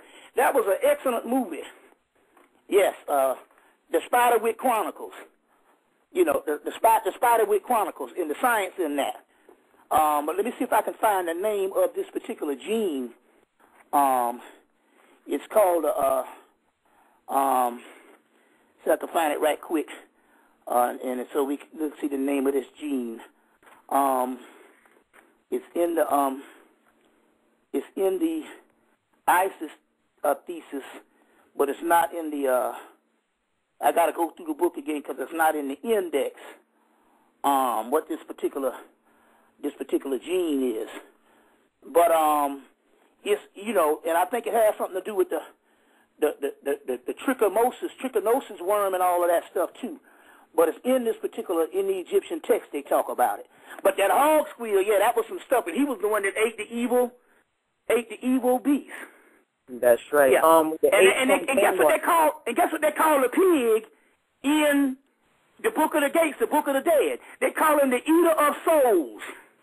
In this particular case, the soul is the ego, the false self that supposes itself to be real, but really is not real at all. It needs attention, needs competition. You see what I'm saying? Needs all the things that humans need. Yes. I got a quick question about the ego. I've been asking a lot of speakers, and I get a lot of different answers on the subject of the ego. Yes. Is the ego something that is necessary? Because I find that when they talk about all the great entertainers or all the great athletes, they say in order to be great, in order to be the greatest at what you do, you have to have this big ego. Like, well, let's put it this way. Even Kanye and Beyonce, they had the song, I Got a Big Ego. Right, yeah. Well, they talk about the greatest people in history had a high opinion of themselves on that particular level, a prima donna type of level. The ego is useful in two planes. We have one plane, which is the spiritual plane, where we used to live. And it was based on the plane where our souls used to reside. Then as we go into the physical plane, our egos develop, which is our false self. And the ego developed as a defense mechanism of fear. That's all it is. It's a series of fears, but those fears was to protect us down here. So we needed those fears to be protected in a hostile physical world. And as a result, it grew into an essence of our own being. And in so many words, the ego is nothing but a series of fears. These fears protected us. You see what I'm saying? Protected us, but those fears grew together and made a personality of its own. And now that is very bad. For the simple fact is we can't get, because it's a personality of a functioning fear, we can't get back to the true self, which was our soul, which is the real self, because the false self, a combination of fears, you see what I'm saying, it's taken over. Get a movie called Defending Your Life. Defending Your Life with Albert Brooks and Meryl Streep. Defending your life. And when they go to heaven, both of them are dead. When they go to heaven, they have to defend their life. But the guy tells him, well, you have a whole group of fears down, a whole group of fears on this other realm, and we have to find out, have you done enough to get rid of these fears so you can go on to the next level, or we have to send you back down to earth. And it's interesting, Albert Brooks was a Jew, and he wrote this thing. You see, he wrote this thing. Unbelievable. It lets you know that don't let nobody fool you. What you want, these Jews, they teach their people important stuff. You see what I'm saying? I'm talking about this European Jew. They teach them important things, so he just being a regular comedian, he can write this metaphysical movie that is one of the excellent movies to explain this ego, but you got to understand the whole fear thing. Yes. But that is not going to be needed for where we're going now. You see what I'm saying? On that particular level, we got to get rid of those fears. Right. You see? And the fears, because of our fears, it leads to desires. Sometimes you desire something because you fear not having it. Mm-hmm. You see what I'm saying? You want to medicate your fears, you see what I'm saying, with desires. You see what I'm saying? With desires. Sometimes it's best to face the wall. You see what I'm saying? You run out of damn money, that might be some of those desires dissipate and dissolve, and you say, hey, it ain't that bad anyway. It was only a fear of mine that I had to have this. You see what I'm saying? So it's just very interesting. Yes. Right. Let's get to another call. We only got 10 minutes left. You gonna come back to do the part 2, Bobby? Because we gotta do a part 2 to this. Yes. Yeah, we gonna no problem. Do a part 2 next week or something. I'm gonna call you, and we'll talk about it, but definitely. Yeah, we'll go with it. We got 10 minutes left, y'all. Before we go to the next caller, Bobby, give them your number one more time if they need, if they want to get some of your material. Yes, like I said, the angelic stimulus package, the picture package, which is out of sight, because not only do you get 50 pictures, you also get the color pictures of the king and queen of Sudan that I was dealing with earlier. That number is 678-358-1055, 1055. 678-358-1055, and you can call that number to get those particular products. You see what I'm saying, that we have, and we're constantly producing other things. I'm getting ready to produce some money shields that you can put on your thing. It's 2 shields for prosperity and 2 shields for healing. And over in Europe they charge you for these talismans a lot of money. But I'm going to produce them on pictures, and you got to do is just put them on your wall.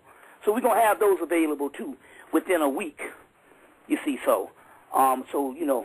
contact me for the angelic stimulus package, the pictures, the reading, and the DVDs.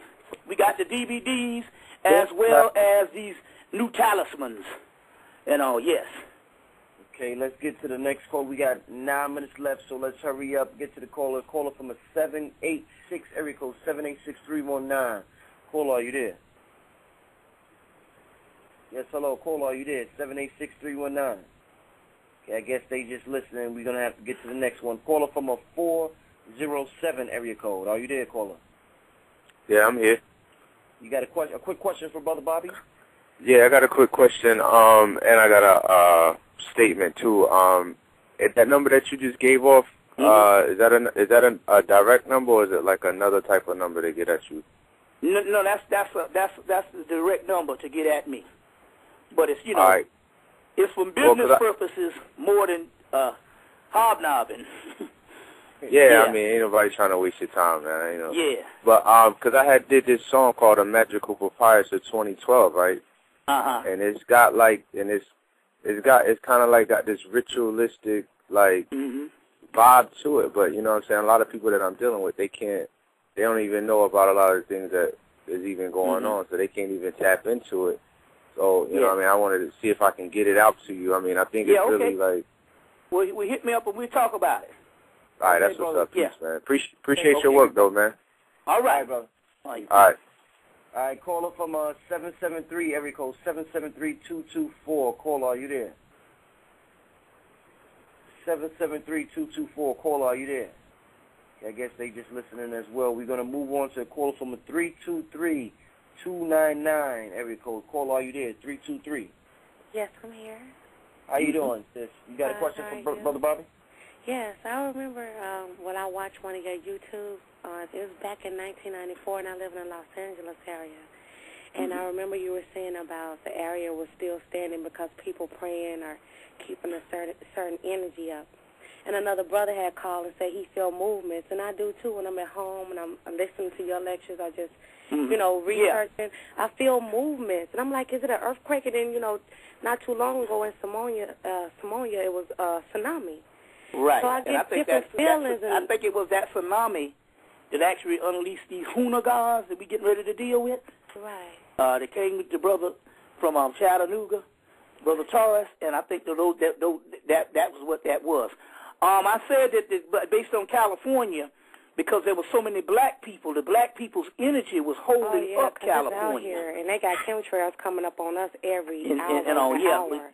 And black people just only means the original people, so original people. So I don't want to, because like I said, we found a whole family of white folks disconnected with us. Right. So I want to reiterate, when we say that, we're talking about the ones that retain that melanin. You see what I'm saying? These original, and that has a lot to do with the Earth Total. There's a book called Explorer Race, where the Europeans said if there's a certain amount of black people was eliminated from the planet wouldn't survive. It's a book called Explorer Race. I can't think of the guy's name, Michael something. They wrote this book. It wasn't Michael Tessarian. It was another guy called, can't think of his name right now, but wrote a book called Explorer Race, and he dealt with those things. And what he was dealing with when he was talking about these people, he said these African Americans, no matter how badly they express themselves, because there was some Europeans saying, well, they got a problem with the way we behave. Right. They were saying no matter how they express themselves, they are needed as a root stock to save the earth. And as a result, we saw the results of that in California.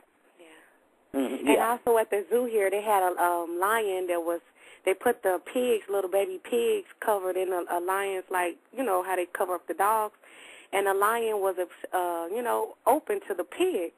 And I was telling my other conscious friend about it. He was like, because the lion is going to be a mother from the first thought.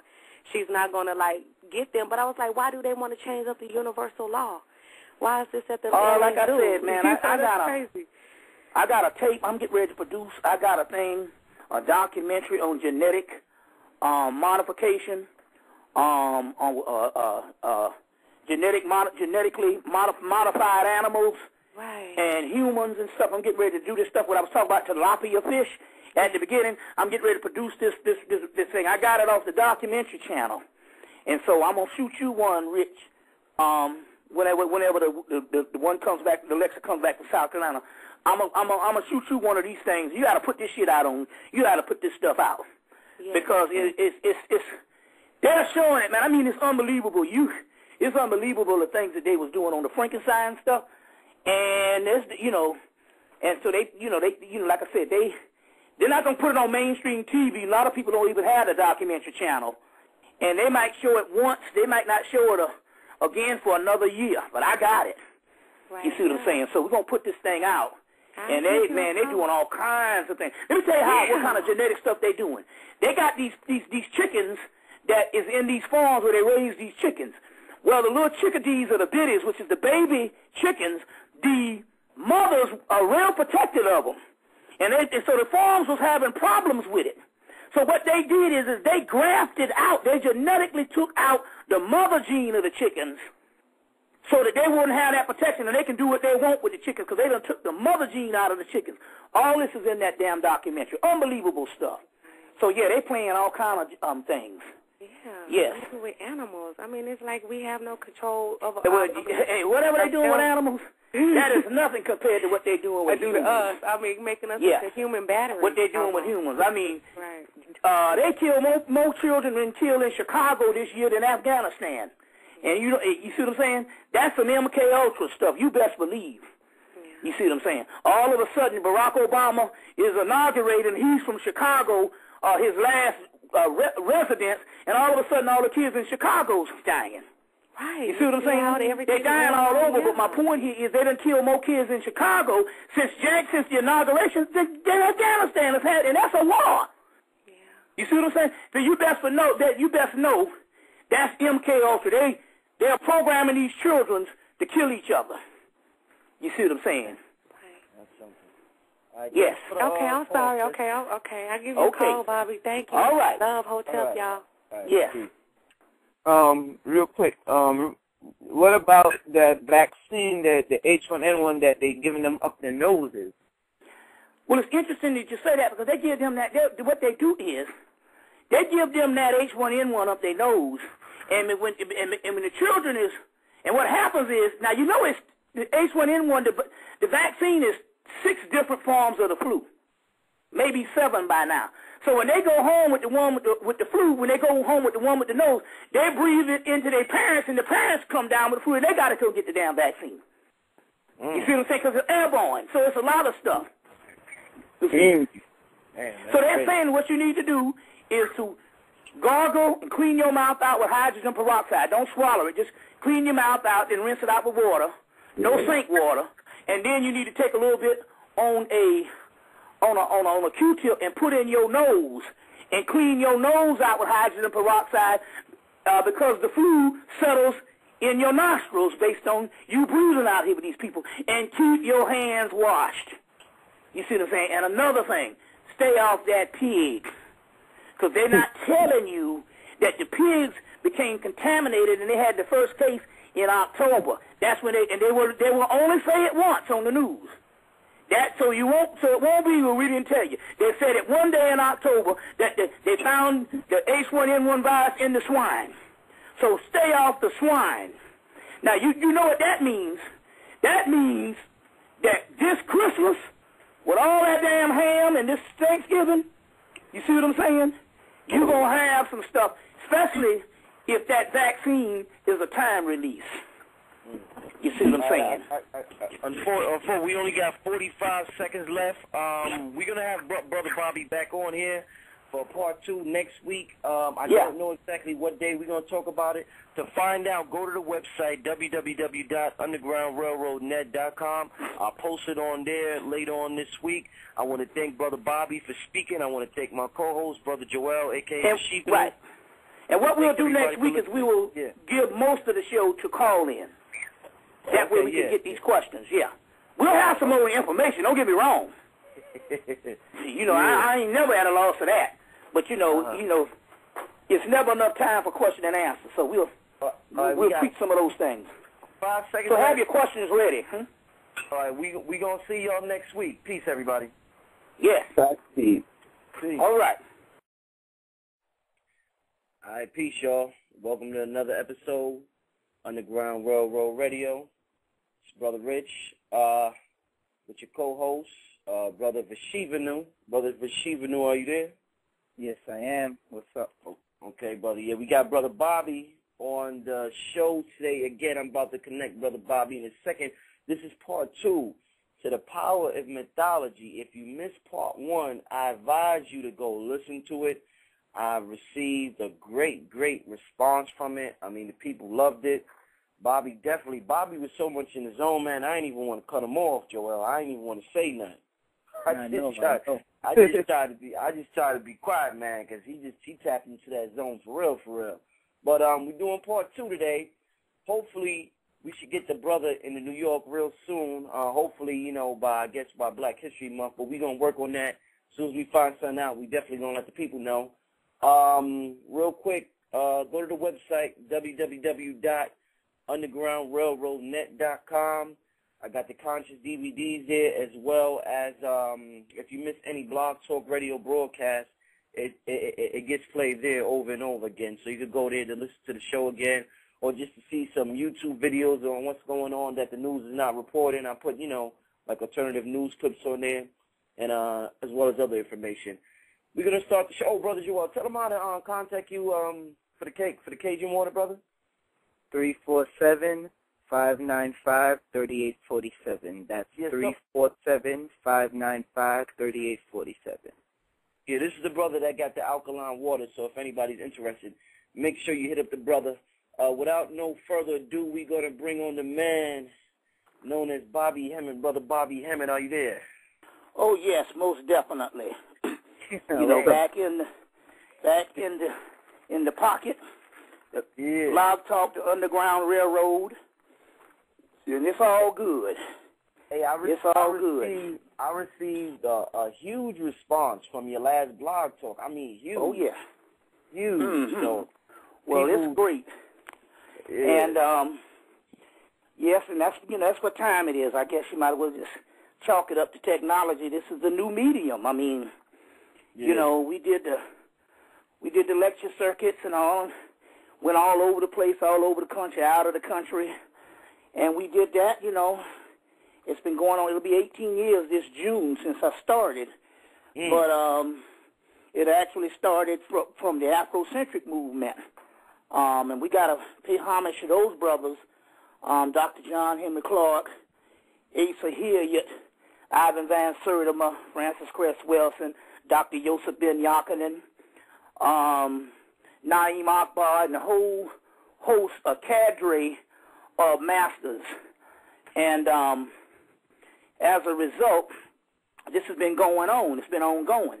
And so basically I inherited that system from them. They did the history thing. I came with the mystery thing. And I was able and was pleased to get in on the last vestiges of them in their particular lecture system. You know, I did one. I was glad to do a 1994 Melanin Conference with Tony Broader, Dr. Ben, John Henry Clark. And if anybody has ever had the opportunity to meet Brother John Henry Clark before he passed on, you can consider yourself blessed. And anybody knows who's met him, there's never been much of a beautiful soul. And I could even say that about Dr. Ben. You know, Dr. Ben, one thing we could say about Dr. Ben, he loved black people. And he would go out his way just to go eat at a black restaurant, even if it was 20 miles out. You see, and he was a master. Somebody said they were in Africa, in the Sahara. There was someplace they got lost, and they didn't know where the hell they were. And Dr. Ben said, don't worry about it, and looked up in the sky and started divining them stars and got the people home. That's how bad this brother was. That's how bad this brother was. So we come from a long tradition. You see, and like I said, the metaphysical tradition with Delbert Blair, the great master C. Freeman L. that made the transition, and so on, which leads us to a brother named Dr. Goss, Dr. Paul Goss at New Body Products, who made mention about something recently that I must share with you, because he set the record straight on what was going on, and then that led me to break some other systems and then tie those two things together. Before I get into that, I want to dedicate this blog talk to the god Ganesha. That's Ganesha. So you go on your websites and look up the Hindu god Ganesha. That's the elephant head deity. It's the most popular deity in India. And he's real powerful right now. And he's going to be real powerful for this Christmas vacation. He is the opener of the way. He is the Hindu Legba, the Hindu Tahuti, the Hindu Anubis, any one of these gods that opened the way, the Hindu Baron Samedi who opens the way to the underworld,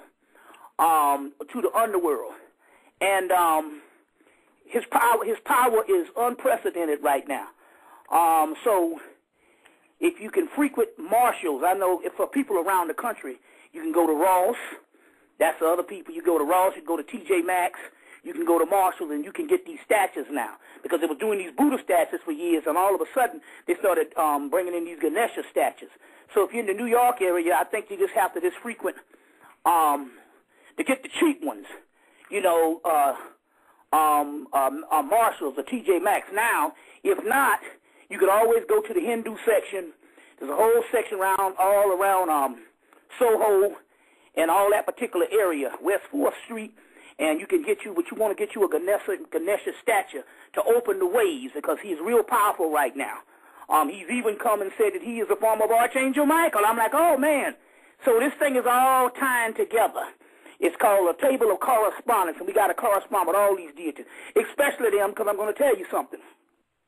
Number one, you can get Ivan Van Sertima's African presence in early Asia, African presence in early Europe, African presence in early America. You see, and it's interesting here because Ganesha and the whole Hindu pantheon is not only do you have the Dravidians, but what they're not telling you is the original Aryans were black people. The original Aryans were black people or indigenous people. The white Aryan didn't come into existence until the 1930s or the 1920s and 1930s when they took Blavatsky's works of the secret doctrines and learned about the Aryan and then usurped that because they had to usurp that as to become an ancient people. I don't want to say white people. I'm talking about these Germans, the ones that call themselves Aryans. And it's just interesting here because you got your whole Aryan nation in the prisons now, and they don't even know. They are shouting the Aryan, and they don't even know. That's brothers and sisters. You see, there's a whole thing on that. So I just wanted to just put that out there. But right now, Ganesha is real powerful, so we want to give Ganesha a shout-out and tell Ganesha to open the way. But I want the people who never heard of him to go on the Internet and look him up because he's real powerful right now. There might be some blessings for you. That can even enhance your angelic stimulus package. And so as you people that want to get the angelic stimulus package, you know you can call 678-358-1055. And not only do you get the angelic stimulus package that you've been seeing on the Internet, but also we sell my DVDs, which if anybody, so a lot of the stuff that we sell 3 times as much as you see on YouTube, and these are ones that you can't get on YouTube. So these are catalog stuff that goes back for 18 years, and so you know, and it's over 300 of them. So I'm just saying you can inquire about that. Another good special we have here is those beautiful pictures that's real powerful that you see on the YouTube behind me when I'm doing my lectures. We've amassed so many of them until we sell about $100 worth for $50. You said I'm going to quote no price, but just to put that in. Now, to go back to what I want to deal with right now that's very urgent is 2 things. First of all, this is interesting here that Tiger Woods got his nigger wake-up call. Got his nigger wake-up call.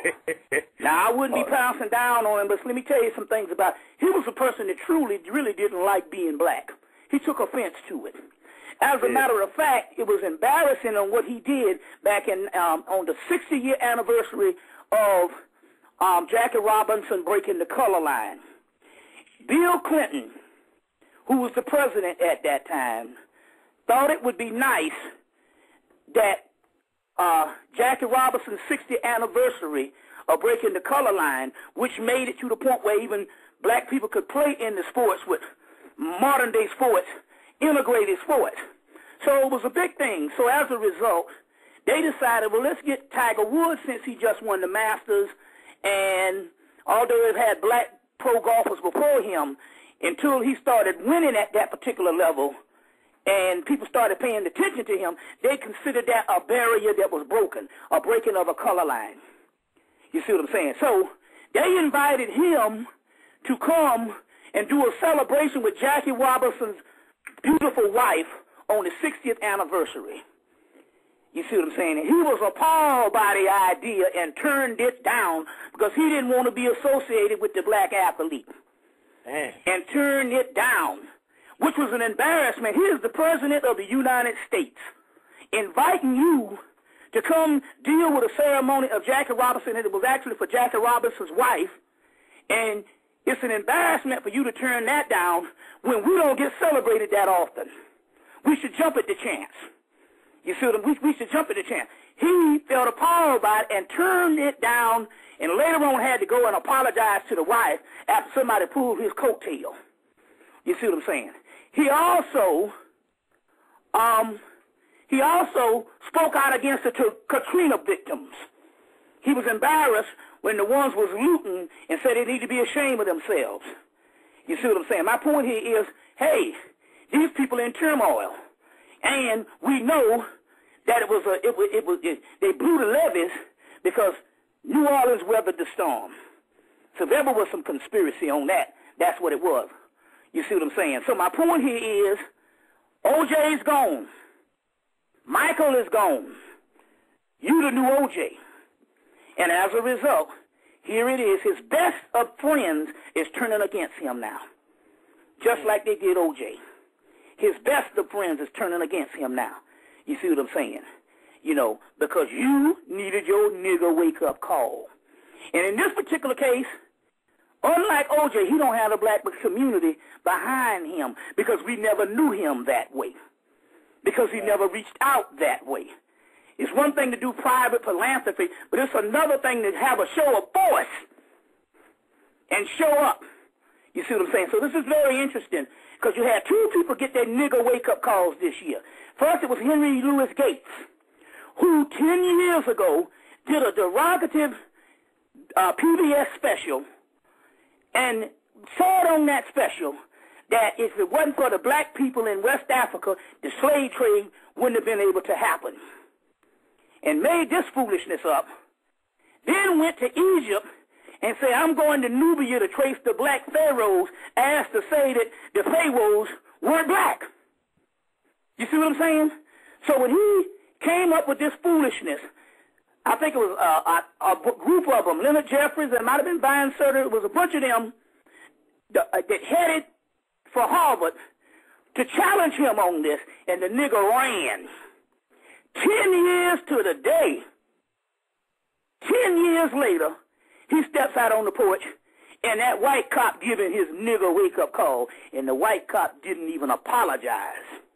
You see what I'm saying? When they arrested him in his own house. But people don't understand cause and effect. People don't understand cause and effect. So I just want to put that type of stuff down. Now, going into some things, and I might have mentioned it. I might have mentioned this thing. Can you? Yes. Let me just give the guest call the calling number. 646-727-2039 if you want to call in and talk to Brother Bobby Hemmett. Before you get back into that, Brother Bobby, I just wanted to ask one question. You talked about the Tiger Woods. What do you think about this couple getting past Secret Service all the way to the Commander-in-Chief, Obama, enough to shake his hand? And I'm not stupid. Yeah, go ahead. I'm not stupid not to know a ritual what's going on. Just it's no different than when they breached this man's passport and got all his information. Remember when he was running and they breached this man's passport and got all his information when he was running for president? You're talking the same science. Or whenever this whole thing of his doggone birth certificate up in, in question. So it's always been a few things. We're talking about a man, and let me tell you what's really, really messed up about this.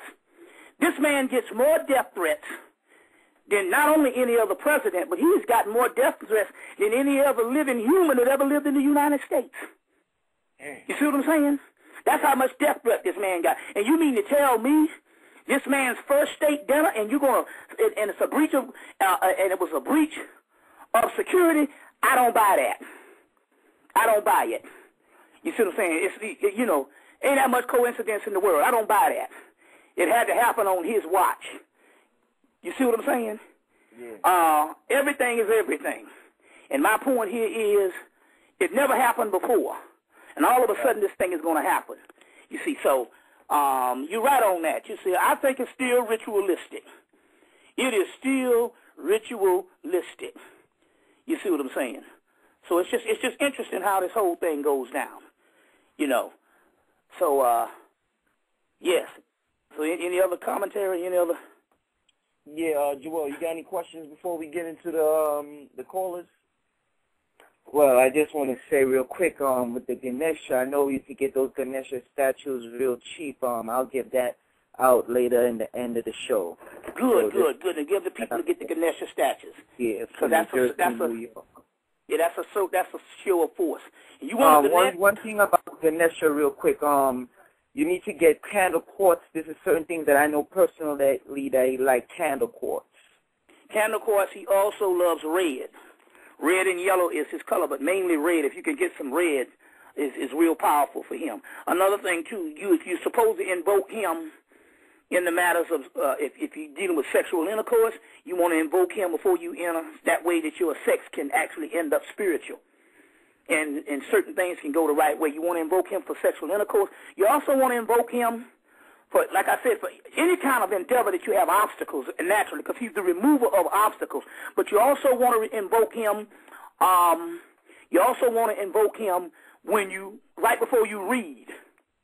When you want to read books, a lot of people, when you have problems reading these books, is because you got problems getting into the mindset of some of these authors.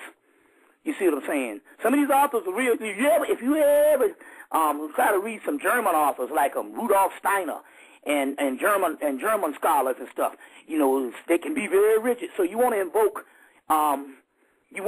him when you want to read and get clarity on these particular books and let it flow a certain way, and that's one that can also help you too. So I want to deal with a few things. I talked about this woman. I don't know if I talked about it last week, Henrietta Lacks. Henrietta Lacks, there's a book that's coming out in February called The Immortal Genes of Henrietta Lacks. And basically they took this black woman's genes in 1951, and they grew these genes. And she died shortly after they took these genes. But she was already, I think she was dying from cancer, so they got her genes. And they grew these genes, and they've been using these genes as a super atom or a super gene to go with any of the last developments for the last 50 years. Over the last 50 years, any type of breakthrough in cures, it was Henrietta Lacks' genes that they put with it. Even took her genes in space.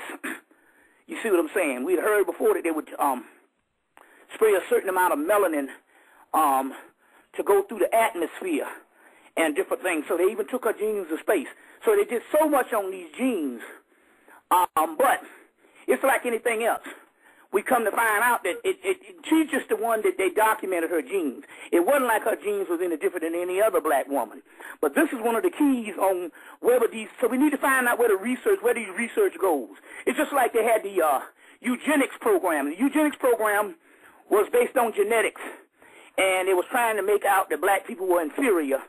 And they had this whole eugenics program, and Adolf Hitler and all of them was a part of that, was a part of this whole eugenics program. And they wanted to sterilize black people and all this type of stuff. But anyway, that eugenics program of trying to curtail black growth in America and around the earth, you see what I'm saying, the eugenics program turned into Planned Parenthood. And then they have a cadre of thousands of abortion clinics all in the black community. So you need to track these things. So this Henrietta Lacks program, it turned into what we now know as stem cell research. Now this is the key, because, you know, Obama lifted the ban on stem cell research. Well, this is where this research comes in, and this is where this comes in when I was talking about Dr. Paul Goss. Because I got a call the day that Obama lifted the ban on stem cell research. And the sister named Shakira, which is she lives out in Phoenix, and she's I'm 48, November 28th. She was 78, November 28th. You see, she's born 1931. I was born 1961. She immediately called the day after he lifted the stem cell research ban, and she made it known to me that Paul Goss, who has been doing work in this particular thing and found out that the stem cells, the only ones that work is coming from black children or black fetuses or whatever you want to call it. So it has to be on an original, indigenous, primordial African lineage. You see what I'm saying? It's just like that interferon thing where he was coming from the testicles of black children to this interferon stuff. And the whole Atlanta child murders was based on that. Well, it's this research that we're dealing with stem cells is talking about black fetuses or black, whatever you want to call it, if you want to call it a fetus or whatever you want to call it, at the particular time where they're dealing with this stem cell research. It's all based on black fetuses, which leads us to the other link. The other link here is philanthropy and your boy, Mr. Bill Gates, which is now, his whole campaign is in Africa. His whole campaign is about Africa. Now, he said that the Warren Buffett, the two richest men in this country, him and Warren Buffett turned him on to the latest things. I guess this is what billionaires or trillionaires should do. And in so many words, what they do under the guise of philanthropy. You see what I'm saying? And even Cornel West even said philanthropy, you know, there is no such thing as is this particular philanthropy as serving humanity. This is all nothing but neo-colonialism. Try to understand. So what happens is this. They go to these underdeveloped countries that they purposely underdeveloped, and they got this word called developing nations. I heard Bill Gates last Sunday, 2 Sundays ago, use this thing about 10 times in a conversation. Developing nations. In so many words, what they are saying, these rich people, you got to understand the mindset of these particular global elite, is this.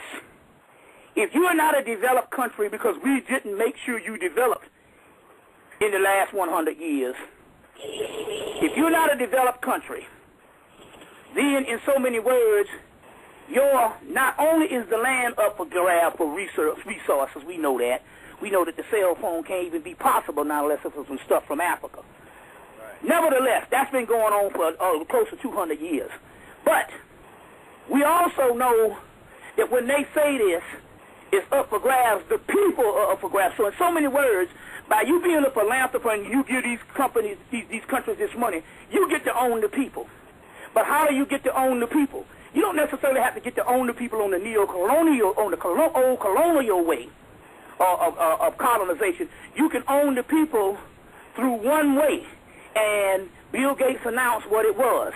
He said, we are over there doing DNA sequencing. So they get to own the people based on the DNA. You see what I'm saying? And then bring that DNA to market so people can buy the DNA from them. It's just like Donald Trump back in the 80s was trying to buy up airspace. You know, he said, well, I'll buy the space over your building. So in the future, I can build, you see what I'm saying, like that. Well, it's the same thing. We could get this DNA, and if we sequence this DNA, we package this DNA for sale. So you see what I'm saying? So it's not only it's a form of genetic slavery. You see what I'm saying? And it's interesting here, because when I come to find out there was a woman, a white girl from Emory, which is the Harvard of the South. Coca-Cola made a whole university down there. They funded a whole university down here, and it's the Harvard of the South. And in the university, I think this white girl just got something like maybe $19 million to go to Ethiopia to sequence the DNA and deal with the DNA in Ethiopia. Talking about because they got their birth rate is low. Something about the birth rate is infant mortality rate Now, you know doggone well the DNA ain't got nothing to do with them saving no children. You see what I'm saying? Saving no children. You see, we already know the plan that they were supposed to take billions of people off the earth because they didn't want to feed them. So in this particular case, going to Ethiopia, Kush, that's like going to the center of Mount Kilimanjaro, Punt, Somalia, the whole 9 yards on the battle of some of the oldest people on the planet and trying to get that particular DNA. So just show you the type of things that's actually going down. And the stem cell and all that has a lot to do with it. You see what I'm saying? Now, how does this connect with mythology? You want to go read the books.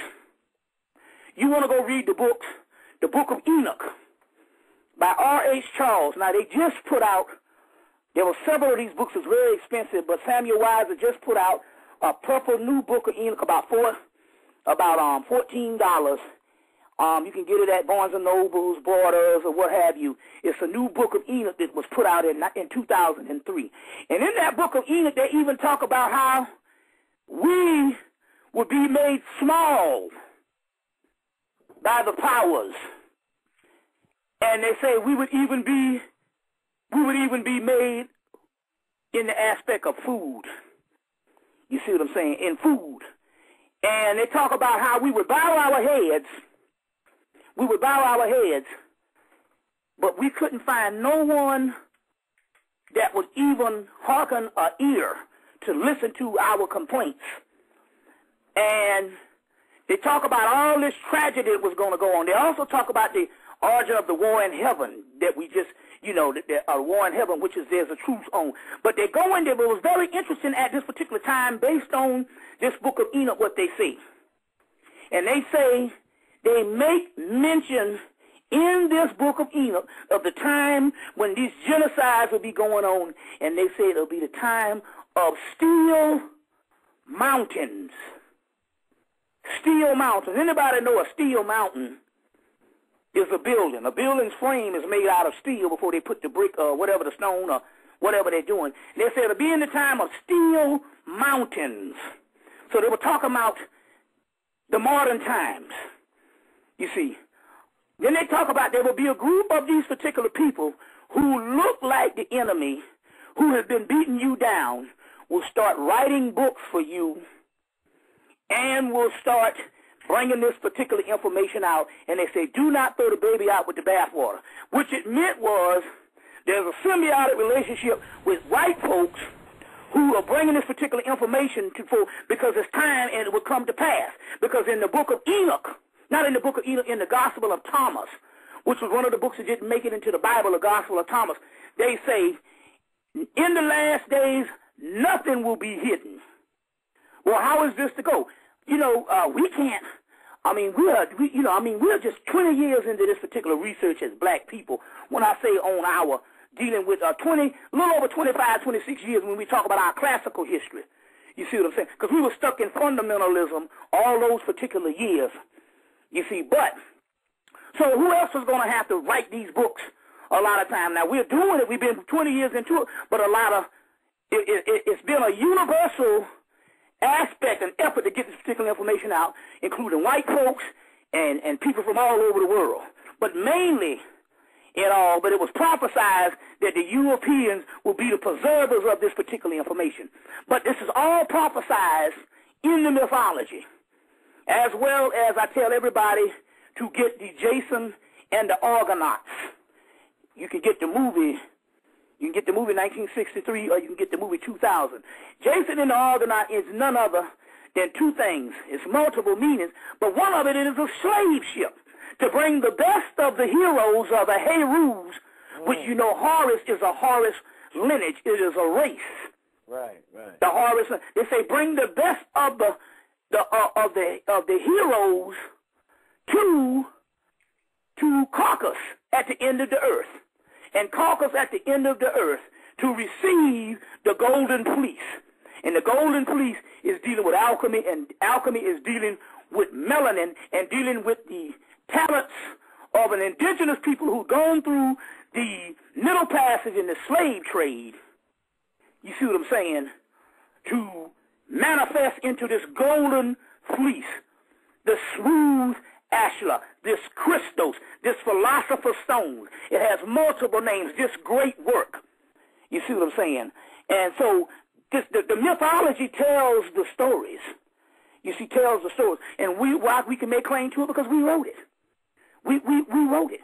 They just recently, in 1999, we heard of Martin Badal's books, Black Athena, which started the whole concept of, to the European world, of Greece getting all this stuff from Egypt. And basically what he did was he read George G.M. James's book,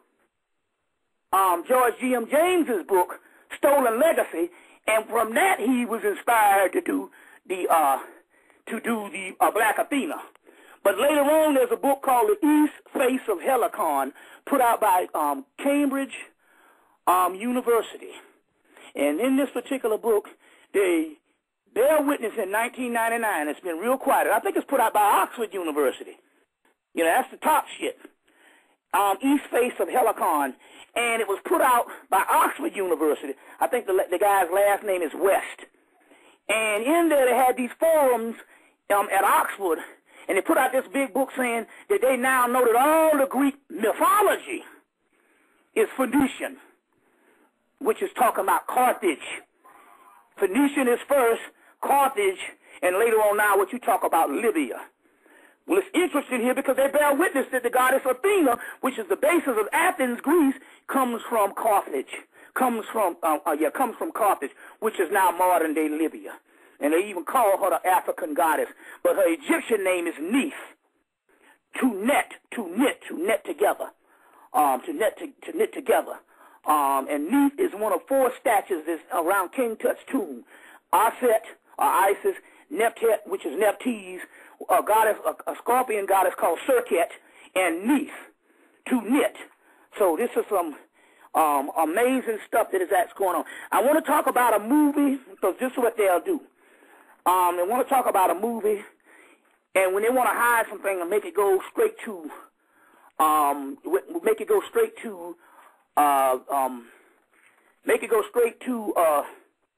DVD. What they will do is they will get a star like this. The star used to be Anne H. Anne H was starring opposite Harrison Ford, and she was moving up the ladder, and then she got into that love affair with Ellen DeGeneres. And then Anne H fell off because she couldn't play leading ladies no more because everybody knows she was, doing the lesbian thing.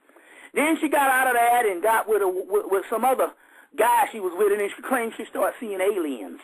So so she became the laugh of the town. So one of the keys is she started her ascent back into stuff, and so she would be the right one that they would pick to do this movie.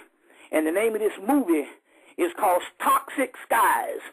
Toxic Skies with Anne H. And it must have been done up in Canada. But anyway, this is a movie based on the chemtrails. And and in this movie they name all of the diabetes, the high blood pressure, the cancer, and all the stuff that's been on the rise since the early 90s. They name these things. They say that the chemtrails would make these things go to alarming rates so that the pharmaceutical companies can get paid. You see what I'm saying? Among other things, they drop all of the information in this movie called Toxic Skies.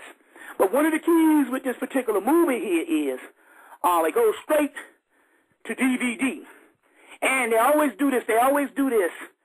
And I think this is the only way that they could get stuff done in this country. All they say is freedom of speech and all this shit. That's bull.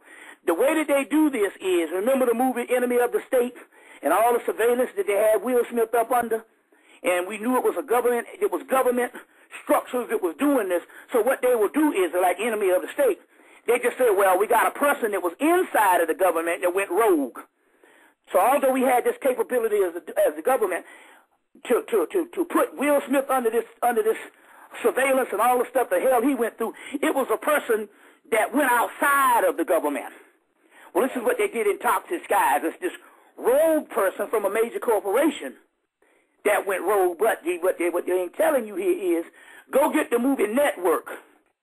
And in that movie Network, from the 1978, when it's explained to this guy, he's thinking that these corporations are taking over America. The guy said there is no such thing as America. There's only big corporations. That's all there is.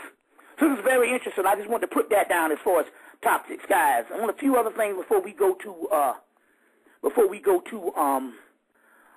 go into the question and answer. And let's see here what we're dealing with here. I did a tape called Akhenaten, the Ethiopian angel, and come to find out they had one papyrus that had various fragments of his face. Come to find out that Akhenaten was none other than Michael Jackson, also in another life. So we're coming up on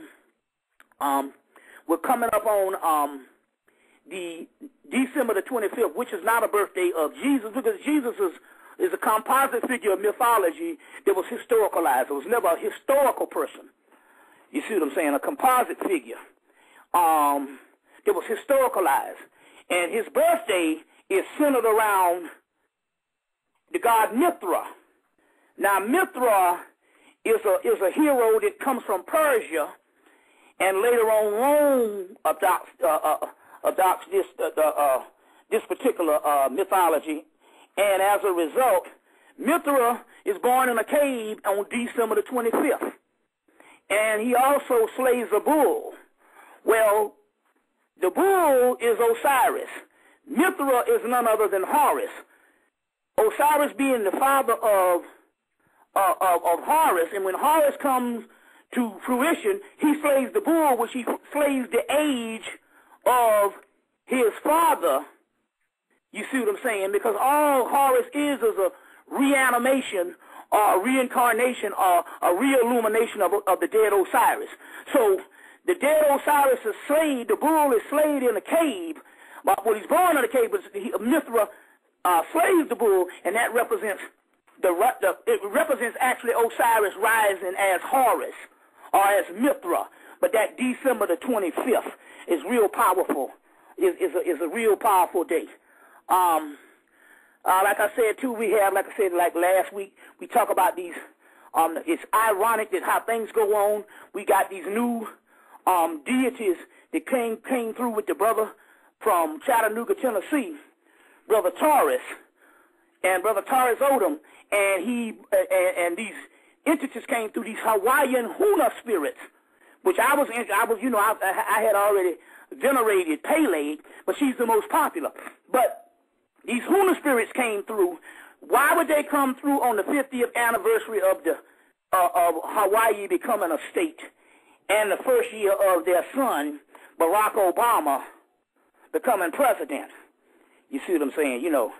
But like I say again, we're not talking about the policy of Barack Obama. That's going to be the same as any other policy that's ever carried out by the Illuminati or whoever.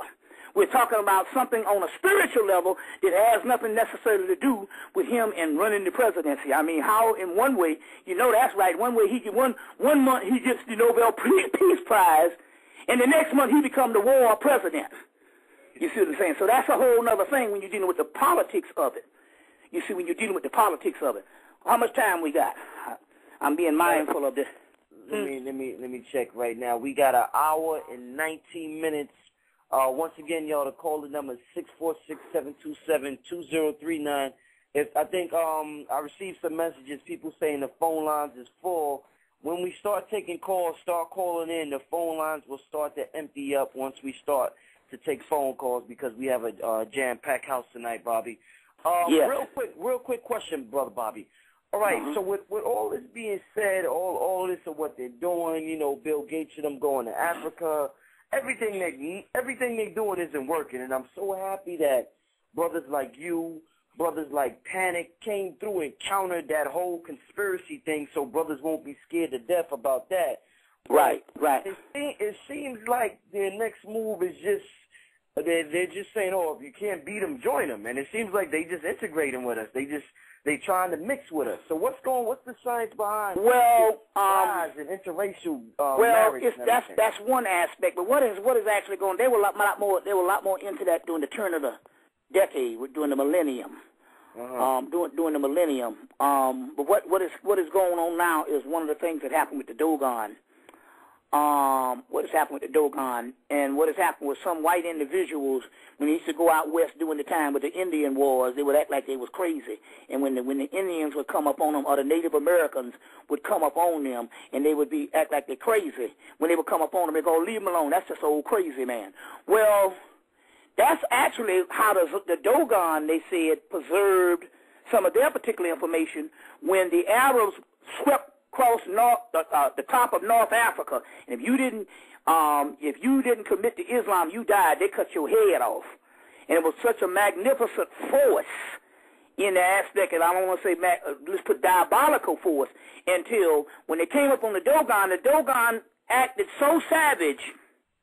So they say, look, we don't need to mess with them. They don't deserve Islam, and as a result, the Dogon was able to preserve some of the ancient knowledge that we needed. You see what I mean? To bear witness that we were the Nomos in the return of the Nomos. Well, it's the same thing that's happening now. No matter how bleak it might look, and believe me, it's getting bleak because these niggas have lost their mind out here. You see, I heard a girl call. I said, now, shit, I know this girl, not only she won't get no job when she grew up, but her mama and none about it in her family. I heard a girl called Bonquisha.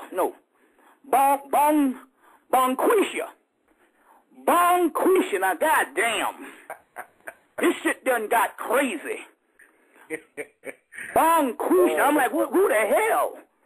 You see, but nevertheless, no matter how bleak this shit might get, like they done kill more children in Chicago this year than Afghanistan.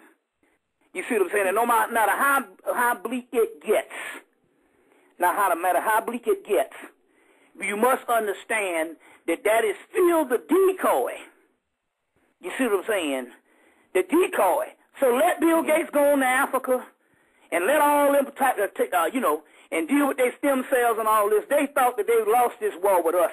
But in so many words, we need that. We need the decoy so we can do what we got to do. Because this is about us. You see what I'm saying? And it's about the Holy Grail of the Golden Fleece in the West. You see what I'm saying? So right now when they look and they see our plight, they go, look, ain't nothing left. You see what I'm saying? So that's one aspect of it. That's one aspect of it. But believe me, the buck still stops here.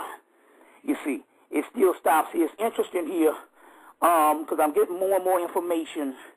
If you want to get into it, there's a book called Occult America that just came out, and this book, they're dealing with Occult America. Yeah, they're dealing with Blavatsky and all of them, but they start dealing with Noble Drew Ali in there. They start dealing with Elijah Muhammad and all that. So it's a good book out, Occult America, and it was in Black Herman, which still needs to be dealt with. And so it's a great book that's out. I want to give you that. Another book, if you really want to understand this whole thing about the DNA, the alchemy, and what these particular powers have been setting their sights on, because they have also been trying to track this God race and this new race elevating to the new paradigm. And one of the books to get that's been an occult book from the 1960s, international bestseller that's back out, is you want to get a book to try to understand what their mindset on and what their goals was about as far as to and I'm quite sure we must mobilize and neutralize the rise of a new black messiah or a messiah, period. You need to get the book that's just been re-released called Morning of the Magicians. Morning of the Magicians. They deal with the whole alchemy thing. They deal with the whole cult sciences and stuff. They even deal with a part of what Adolf Hitler and them was into. And this whole occult war, an occult phenomenon that has been going on, and since they got into it about maybe 150, 175 years ago, or the stuff that they preserved from the Moors. So you want to get this book called Morning of the Magicians by Lewis Powells, the Powells, and Jacques Berger, Powells and Berger. You could go Powells and Berger. And it's now back out. So the truth is coming. The truth is coming out. Your boy just put out his new book. He just put out his second version of the book. I want to give him a shout out. R.A. Waldron. R.A. Waldron, God Genes Decoded Volume 2. And so he just sent me a copy of it in the mail. God Genes Decoded Volume 2, The Wisdom of Tahuti and Mayat. Love is the Law of Life, which will be, I dealt with the whole love thing also in my Babylonia series, tapes that we still have for sale. The whole Babylonia series, Babylonia 1, Babylonia 2. Give them your number one more time, Bobby, for people that just came. Yes, okay, the number is 678-358-1055. Another thing I want to deal with right quick, and this is one of the things here, what we're trying to do is give you the access of things that work. And because we now know that the Moors made sure when they stayed up in the Europe for 700 years that they left their seed. If you conscious and you white, I don't want you to feel like you exempt from this stuff, because I guarantee you right now, there's some things that's actually happening. It's a symbiotic relationship. So, but what I want to deal with right now is also when we're talking about black people, melanin, and the moon. We are connected with moon. Melanin is also called sama in India. It's a plant, but not only is sama a substance, but sama is, they say, not only does a king need sama, not only is sama king, a person needs sama in its veins to be king. So that's talking about melanin. And Sama is a moon god. He's called Khonsu in Egypt.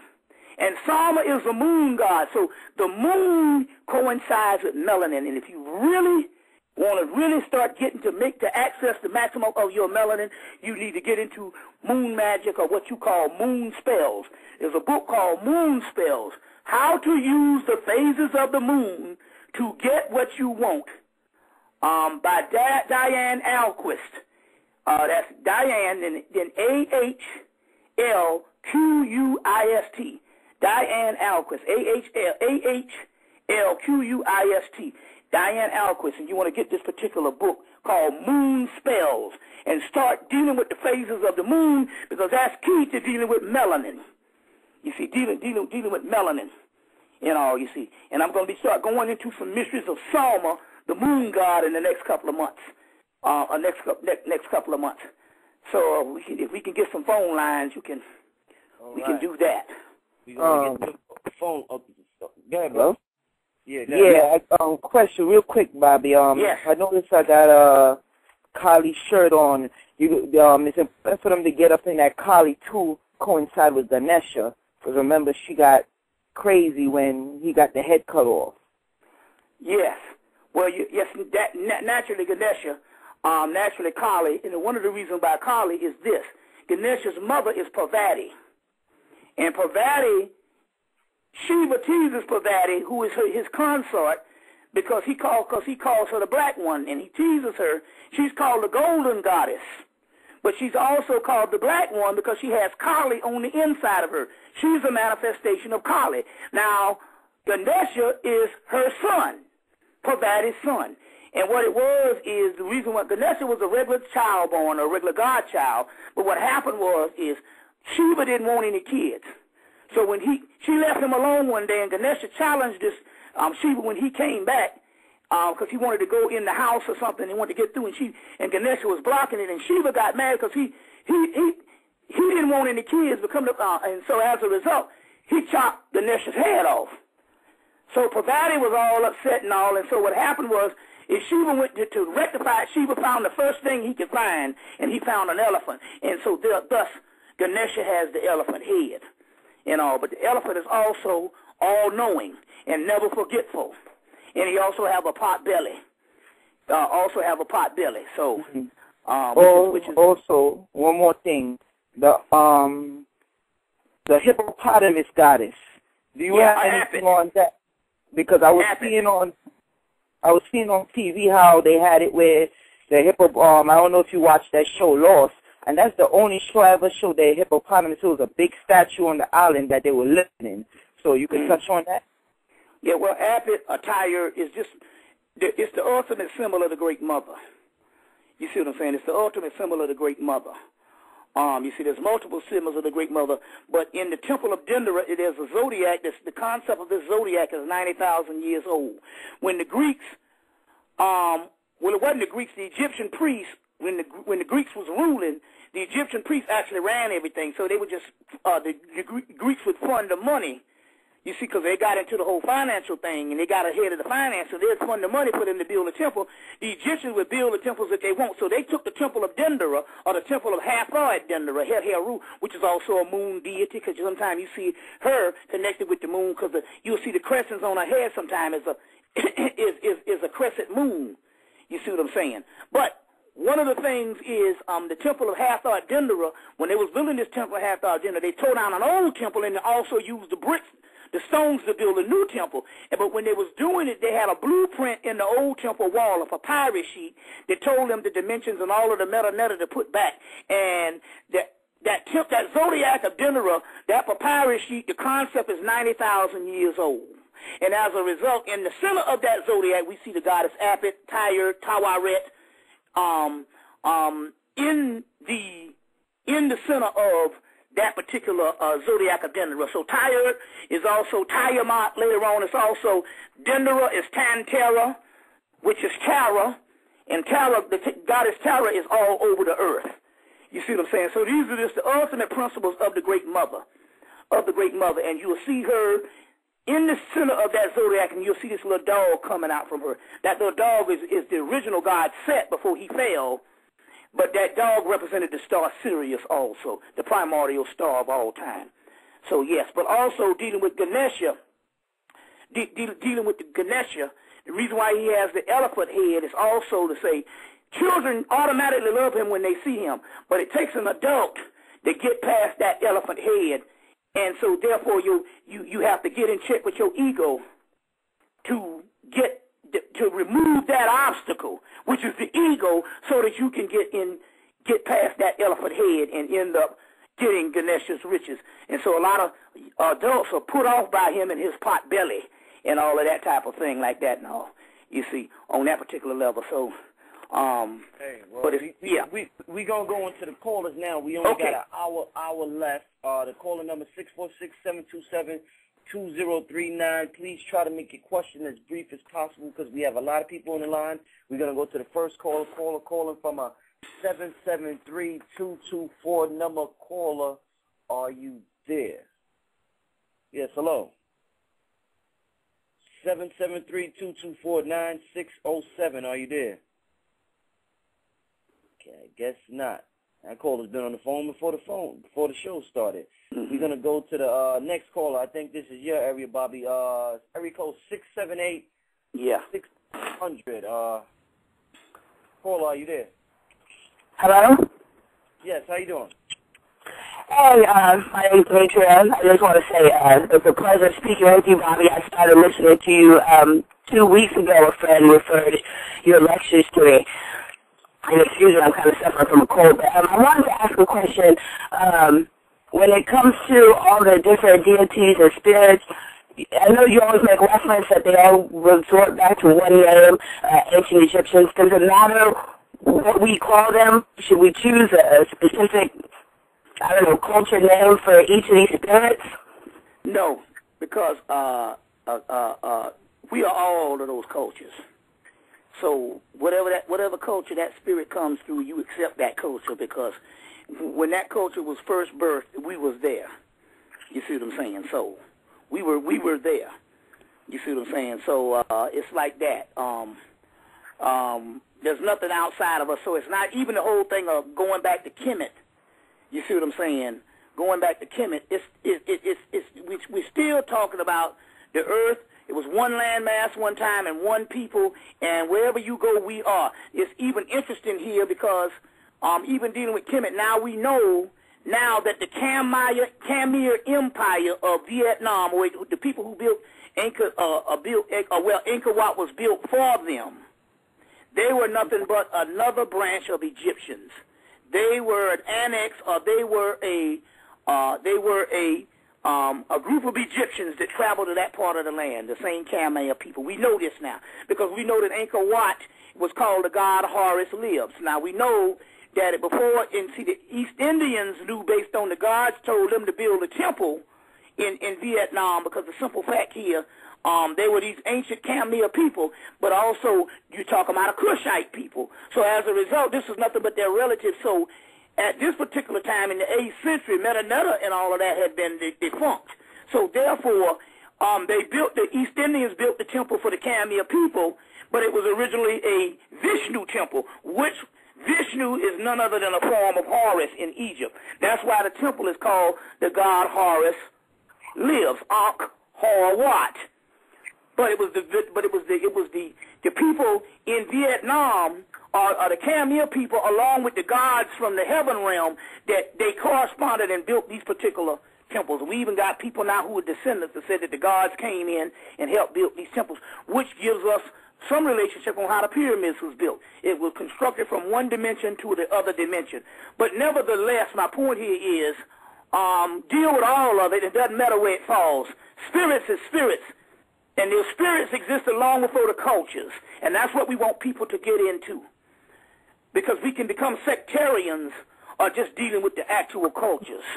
You see what I'm saying? So now we've been into the whole Kamite thing a little over 20-something years now, and we got people now that don't want to deal with nothing but Egypt. But what they don't realize is everything is in fragments, and the piece that might fit with Egypt might be Asia, might be East India, might be Hawaii, might be Quetzalcoatl, which is also one of his days, which is the whole Mayan thing, which is the Mayan/Olmec thing. Quetzalcoatl Day is also December the 25th. So you just cross-reference this stuff and don't get stuck in the cultural thing. Don't even get stuck in the cultural thing.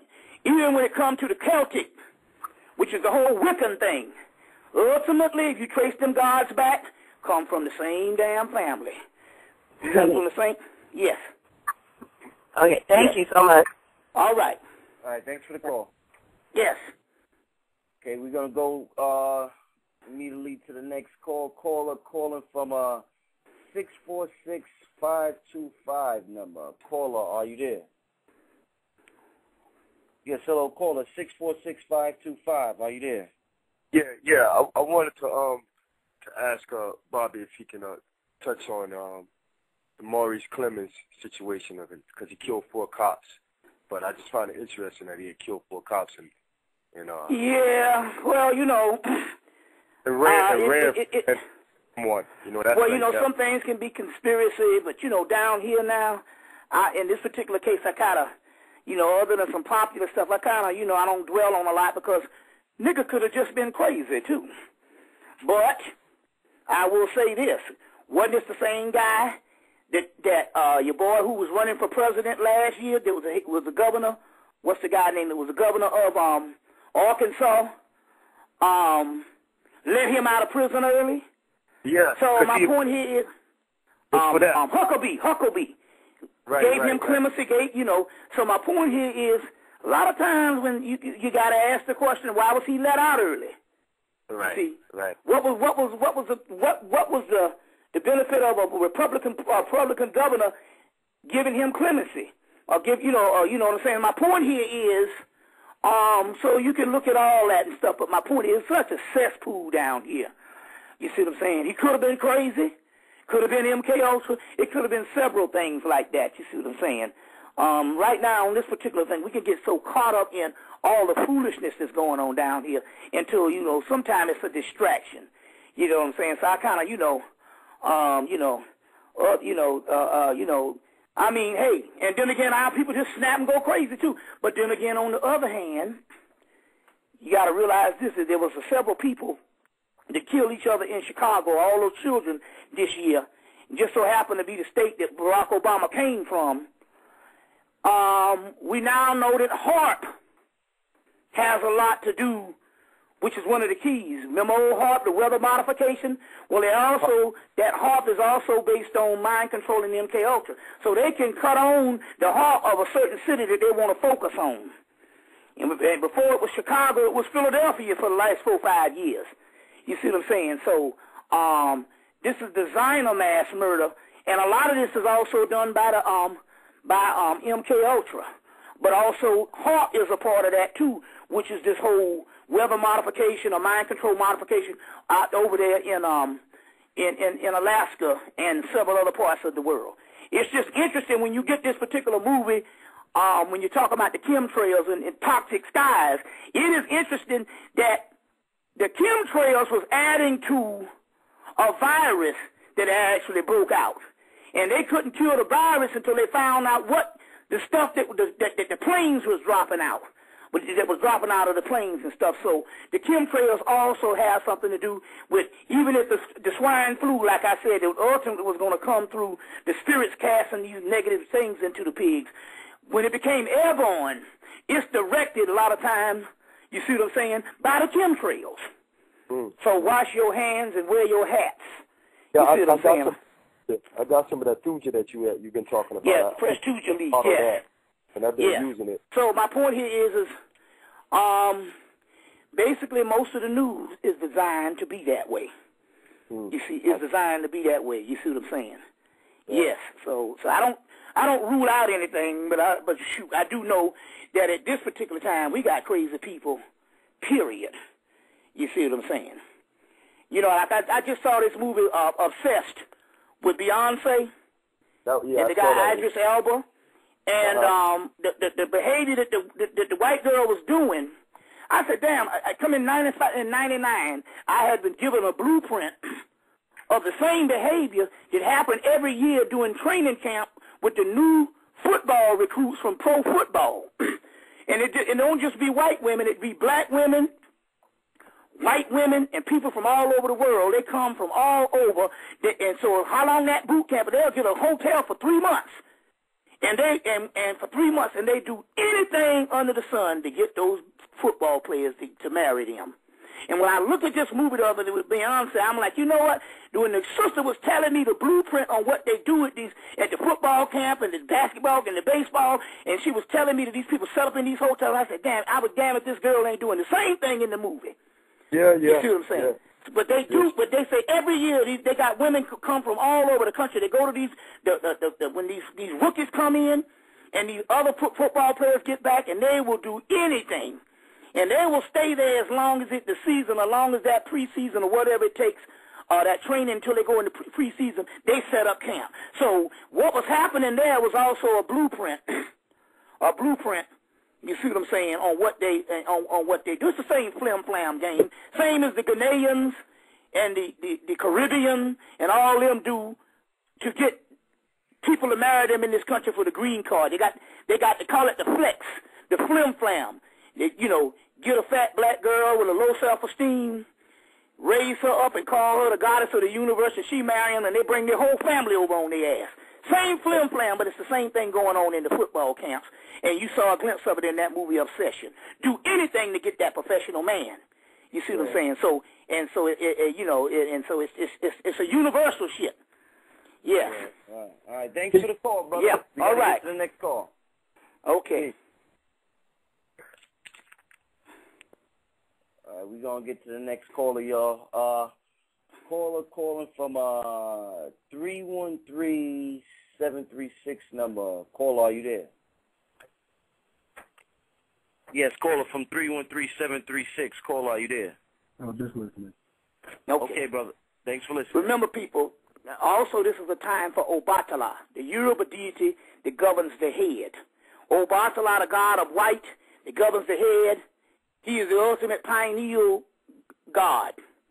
He's the ultimate pineal god. So if you got any headaches or if you want to get some clarity on things, you want to do some healing, just get in the bathtub, pour you some coconut milk in the bathtub, get you a white candle, and then take you another can of coconut milk and put in your head like you got shampoo in your head, and set in that tub for 15 minutes. You see what I'm saying? For 15 minutes. Yeah.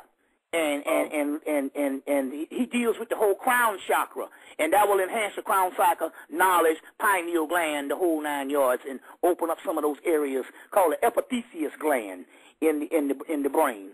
You see, so Obatala, remember that, real key at this particular time. Okay. Brother Bobby, real quick before we get to the next call, Brother Red Pill from New York, he wanted me to ask you to expound a little more on the hate crime bill. If you could. Yeah. Okay. The hate. Okay. This is what's happening. Good, you said that, because that's of the utmost importance. The hate crime bill was put in. They used the skinheads. They used the Ku Klux Klan, the young Ku Klux Klan.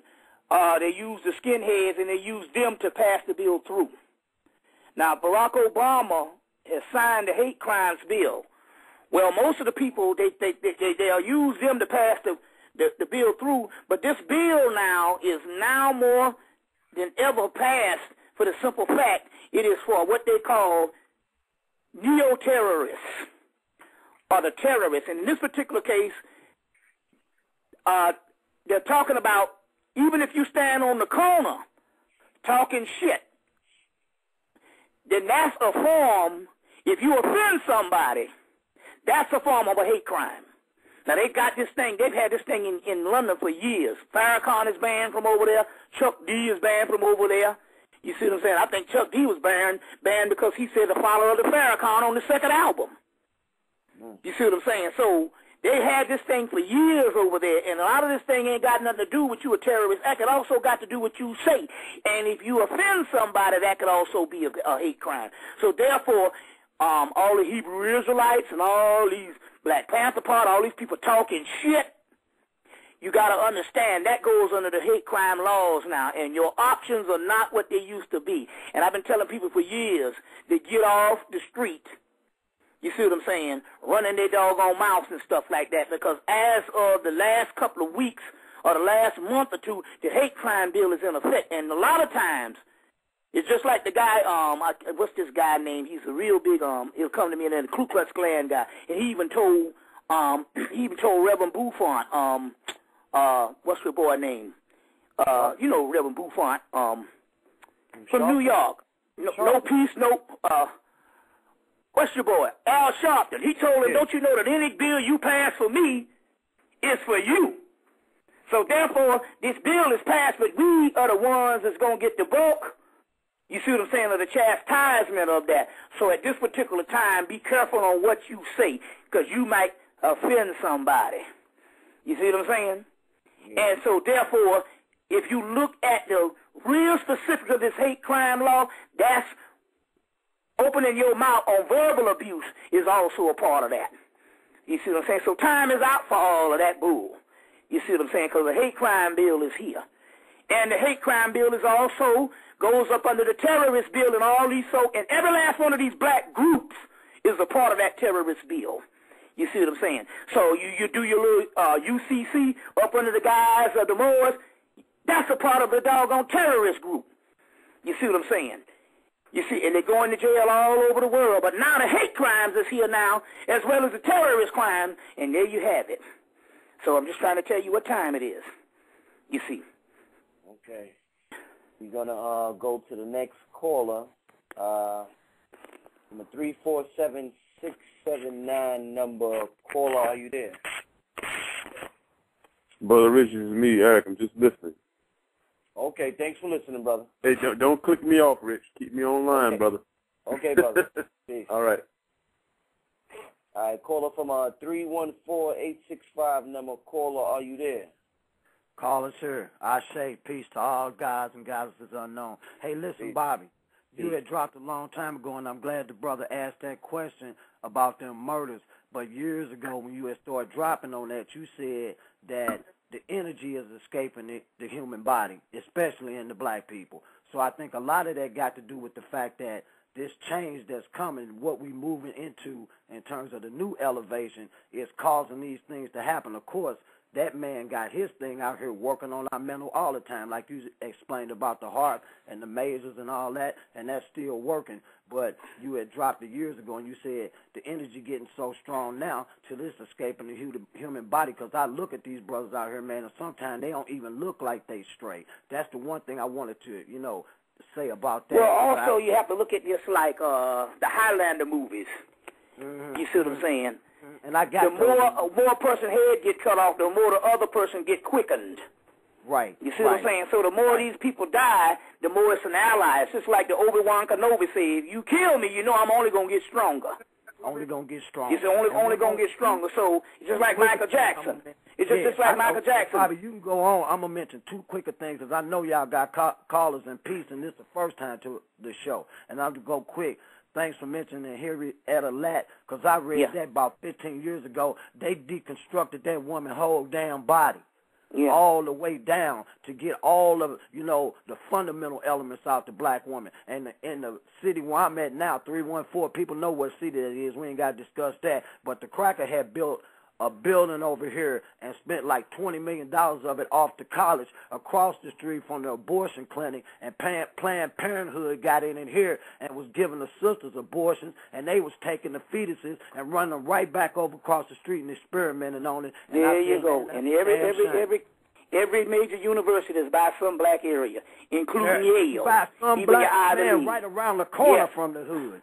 Yeah, and they go straight across the street with it, so I tell these sisters all the time, they know it's problems with the womb, but I said, y'all better get into some ancient healing. You tell them all the time, there's healing for the womb, there's healing for the spirit, but I'm going to let y'all talk out the air in peace to y'all brothers. All right, brother. Well, it's all good. They doing it here. Yes. Well, it's interesting here because even when we talked about Obi-Wan Kenobi, and he said, to kill me, it's only going to make me stronger, well, that's what happened with Michael Jackson. And he got out of that body. He went and dealt with that doggone cracker who extorted him out of the $20 million. That guy's father. That guy ended up committing suicide. The guy from '93, the first rape case. Yeah. And it was the father, because the son had already admitted it. His father made him do it, and as a result, that same father committed suicide. That was Michael Jackson. Got in his ass because he had more power outside of the human body. And the Beastie Boys. Yeah, that whole thing too. The brother came down with cancer. Yeah. Phrasing the term wacko jacko. So it's like you deal with it, but on the other hand, just like Marcus Garvey said, I'm coming like a whirlwind. I'm coming like a whirlwind. What people don't know, although they blew up those levees, Katrina actually hit Mississippi, the 50-year anniversary of Emmett Till. And Mississippi and Alabama is the one that really got messed up. And New Orleans weathered the storm. But it was on the same time around the birthday of Marcus Garvey when he said, look for me in the whirlwind. So there's things that's actually happening, you see, on that ancestral realm. You see what I'm saying? Hey, Brother Bobby, I seen somebody in the chat room had said something. This remind me of what you was talking about as far as the hate crime. They said, is YouTube a setup to see where black people are at? What do you think about the whole YouTube thing and brothers airing out everything on YouTube? Well, I'm going to be honest with you. It's so much on the Internet until the country would go broke trying to damn catalog all of it. There's just so much stuff. You just must understand this about YouTube and all the rest of this stuff. It was prophesied in the Gospel of Thomas and in other ancient texts that knowledge would increase and that which is hidden will be revealed. There will be nothing that was hidden will be revealed. And we're just in that age of it. You see what I'm saying now? In that age of it, we must understand that, yes, there's a lot of stuff on the YouTube, but that goes with the territory. But nevertheless, we are in that age of revealing. That's what revelations mean, to reveal.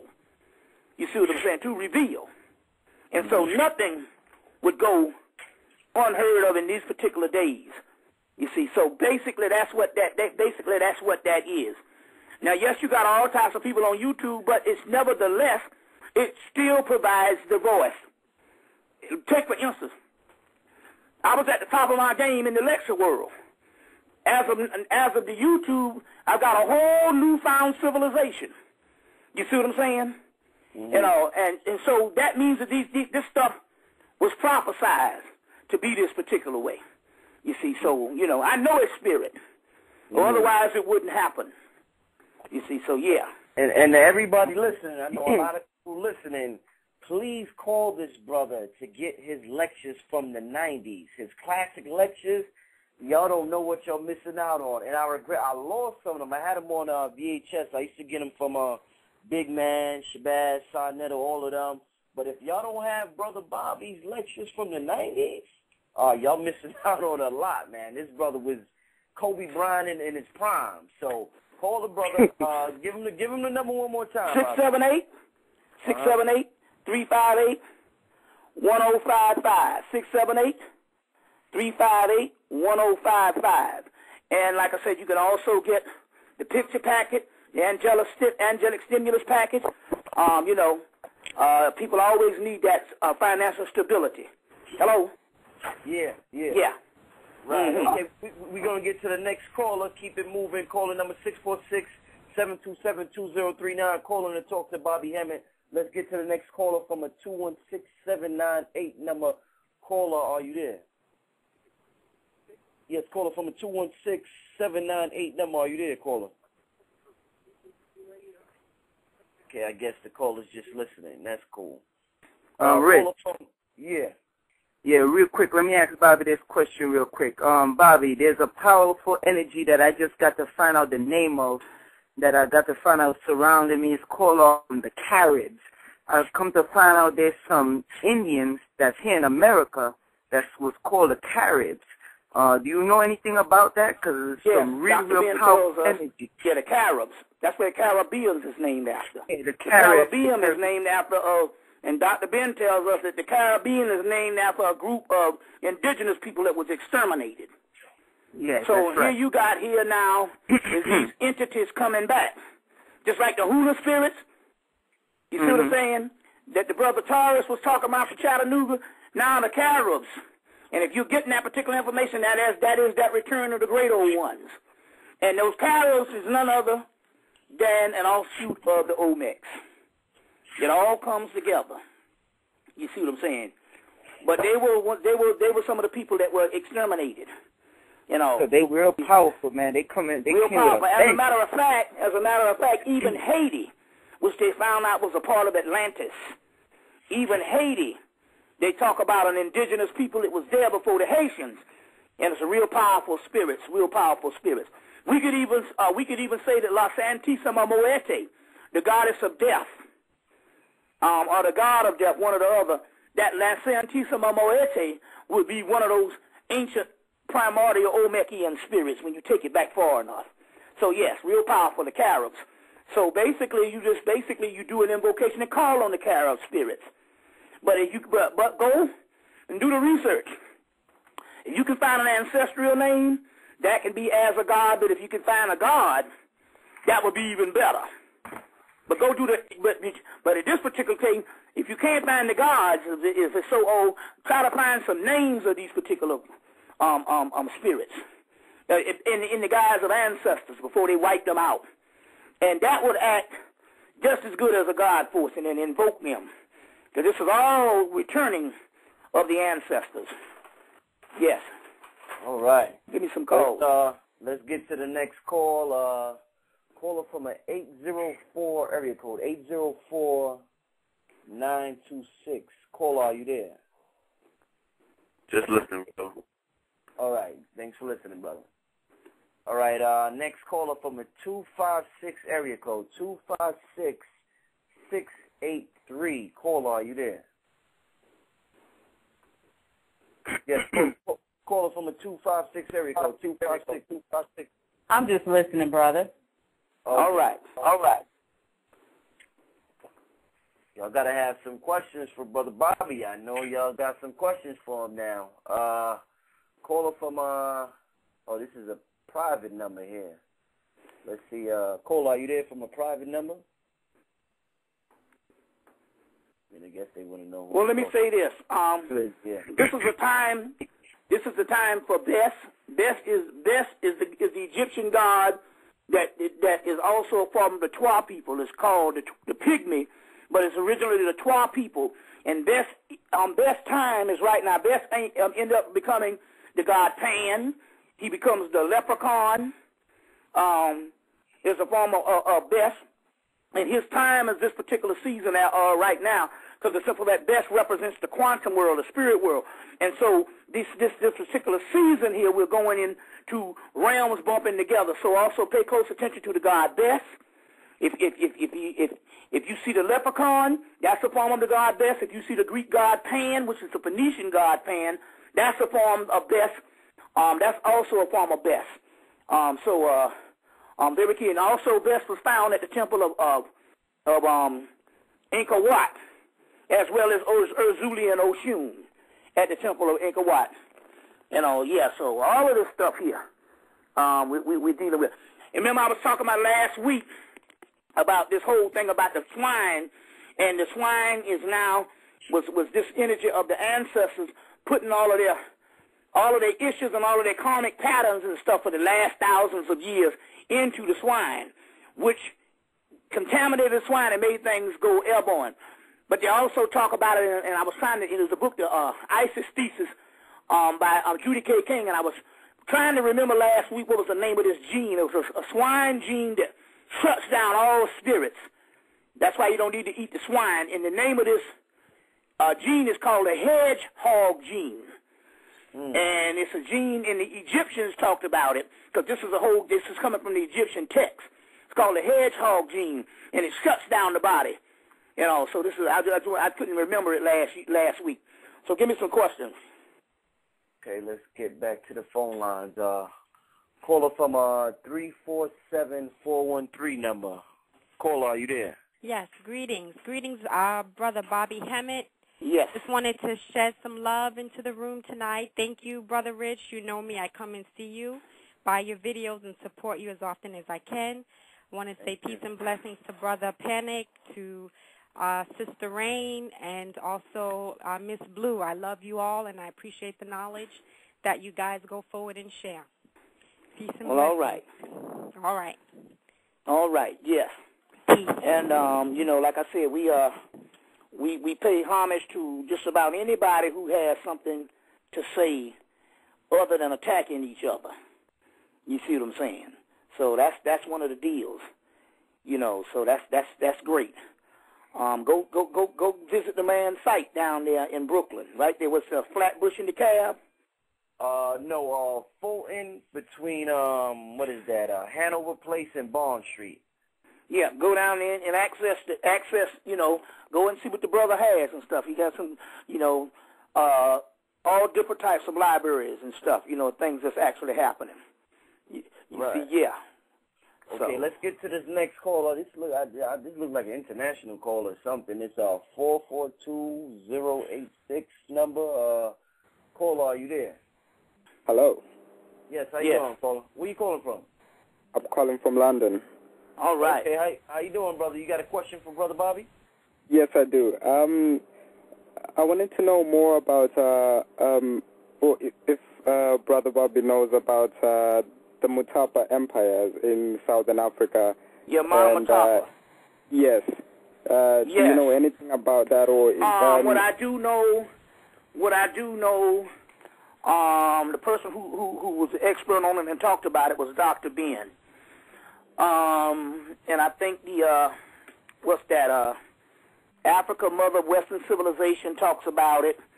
We the Black Jews talks about it, was one of his things. But you want to access anything by Dr. Yosef Ben Yakinen, he is the one who dealt with the Mana Matapa stuff, South Africa. So luckily, but like I said, Mother Africa, the Mother Western Civilization, I think is the name of the book. The other book, We the Black Jews, was the name of was a part of that, and it might be a couple of ones. But the person that you want to research that dealt with Mana Matapa would be Dr. Ben. Thank goodness. Dr. Ben. I wanted to know more about the spiritual side of it as well. If there's any spirits which are coming. Well, you can start with accessing Quaker Mutwa. Although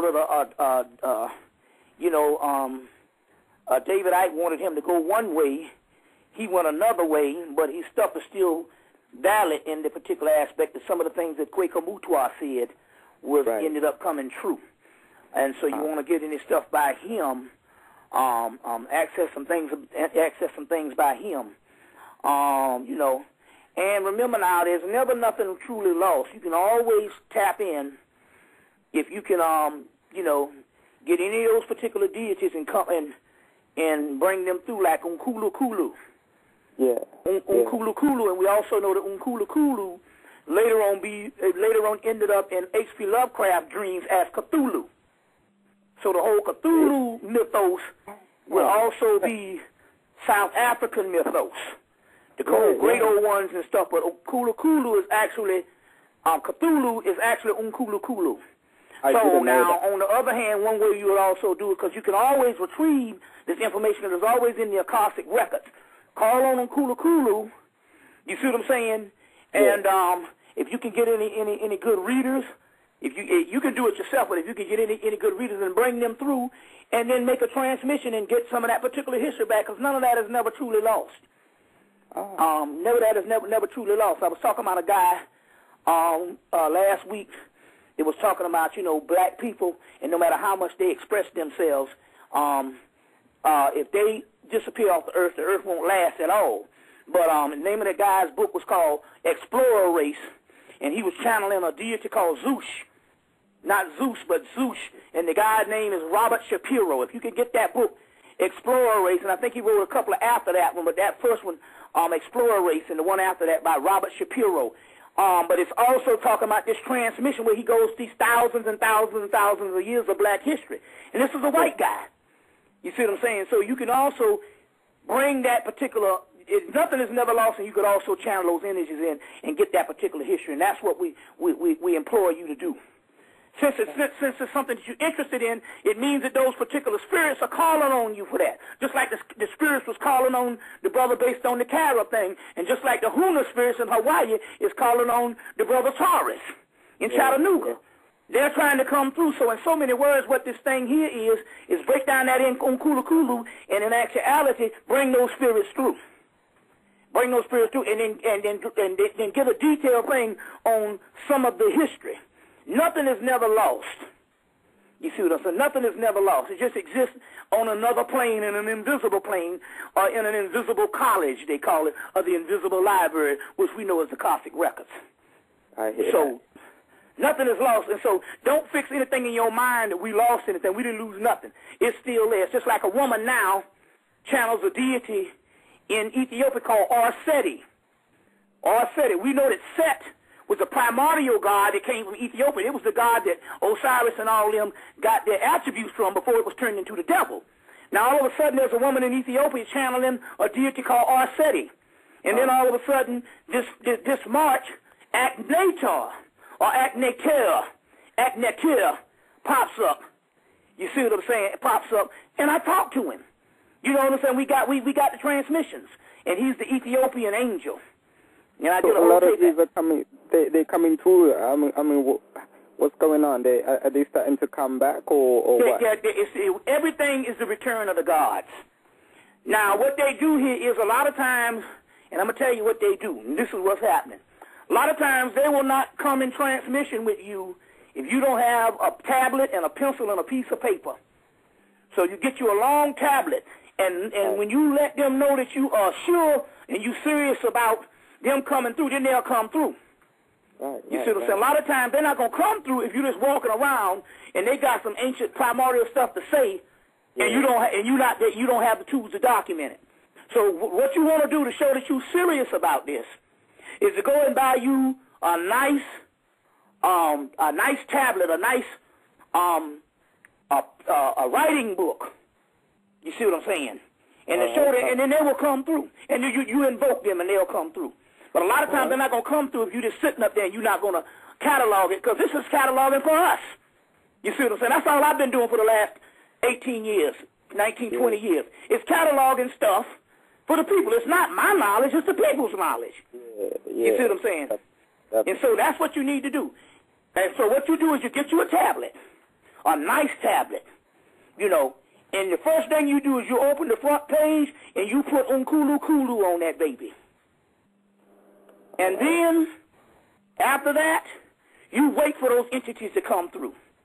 And that's how we're going to get this particular information. You have been sanctioned. Appreciate that. All Appreciate right. that. Definitely going to get back with you. All right. Peace. Thank you. Bye-bye. Yes. Okay, once again, y'all, we got 28 minutes left. The calling number is 646-727-2039 if you want to talk to Bobby Hemmitt. We're gonna try to get this brother to New York sometime within the next few months. So keep on the lookout for that. We're gonna get to the next caller. I think this is Virginia, 757 area code 757-254. Caller, are you there? Yeah, I'm here. How you doing, brother? You got a question? Yeah, I'm doing fine, brother. I just want to say, Bobby, hey man, I appreciate the information. I've been following you since from back in the days. I was watching. Yeah, and for the people in the Birmingham area, I'm going to be in Birmingham, Alabama this weekend. So check around and stuff, and you'll be able to come up with the flyers and all that should be out. You see what I'm saying? I just want to put that out, a shout out. I'm finally going to get to go to Alabama. You know, I've been all over the country. The only place that eluded me was Alabama, Mississippi, and Louisiana. I was able to do the Louisiana right after Katrina, because Shreveport, Louisiana, half the Katrina victims was there. So I went there in 06, right before my mama made the transition, and so Alabama's next. So I finally get to go there, you know what I'm saying, and follow that path with Martin Luther King and that whole civil rights thing, you see what I'm saying. But I'm going to the place where them 4 girls got killed, and so we're going to be dealing with that energy this weekend. So what's that, brother? Hey, Bobby, I had a question, man. Do you know anything about Olmec prophecy, or you know what I'm saying, like we talk about the Mayans, but it's like it's hard to find research on the Olmec. Yeah, well, there's only the big heads. Mayan prophecy is Olmecian prophecy. Aztec prophecy is Olmecian prophecy. It is Olmecian prophecy.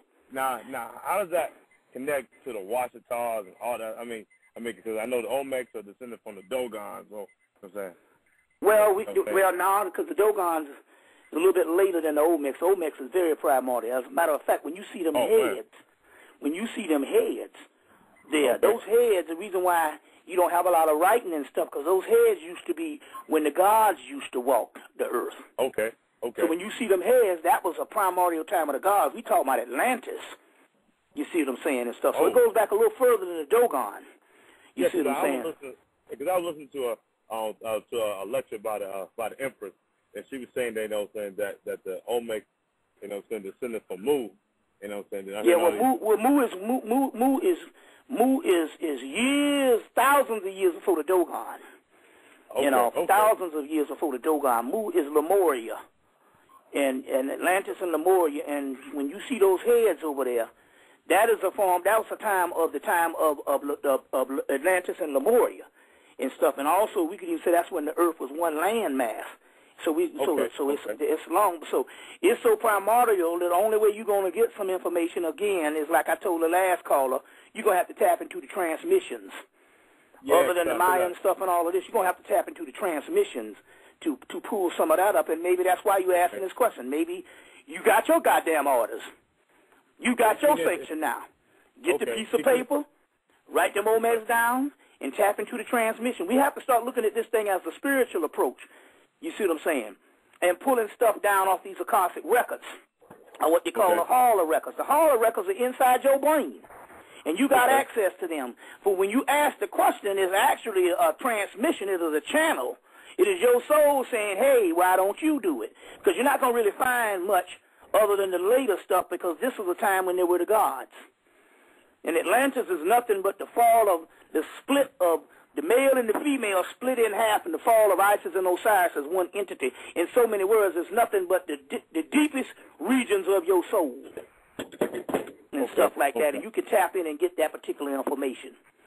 So I suggest you get you a writing pad, get you a big picture of the Olmec head, glue it on the front of that writing pad with that Olmec head, and then take that Olmec head and write on that first piece of paper the Olmecs. And when they find out you serious, because now all the stuff is returned. When they find out you serious and stuff, because they're not going to come to you and give you no damn transmission, you ain't ready to document it. You see what I'm saying? And when you document it, share what you find. You see what I'm saying? And then connect the dots with the Aztec, the Mayans, the Inca, and all of that type of thing on going on into the Washita and all of that. Okay, yeah. okay. Yeah. Well, I ain't gonna take your brother. I do appreciate y'all taking a call, man. Hey, cause I know one thing, man. I'm down here in Virginia, man. I mean, you got tons of people just waking up. I mean, people just waking up. Well, they're waking up every day. Yeah, they're doing it. It's prophesized. You see, one wave woke up, learned the information to teach the next wave wave wake up. You see what I'm saying? So, so people waking up every day. Well, that's great. Hey, Hey, brothers, man, you brothers have a blessed night. Richard, man, I appreciate your show, man. All right, thank you, brother. All right. All right, y'all take it easy. Peace. Hey. Hey, Brother Bobby, what you think about the people that wake up and then 2 years later they go right back to being dead? I mean, they go into the information hard. Yeah, but what happens here is once they learn it, they can never get it out of them. And as a result, they can go back and nod off, but it's there. And when the time for it to be there, it's going to be there. So they just came in, got their plate of food, and got their care package, and then they went back and nodded off. But nevertheless, they got that care package. You see what I'm saying? So when it come time, and somebody that's dead beside them going, what the fuck is going on? They can go, this is what's going on.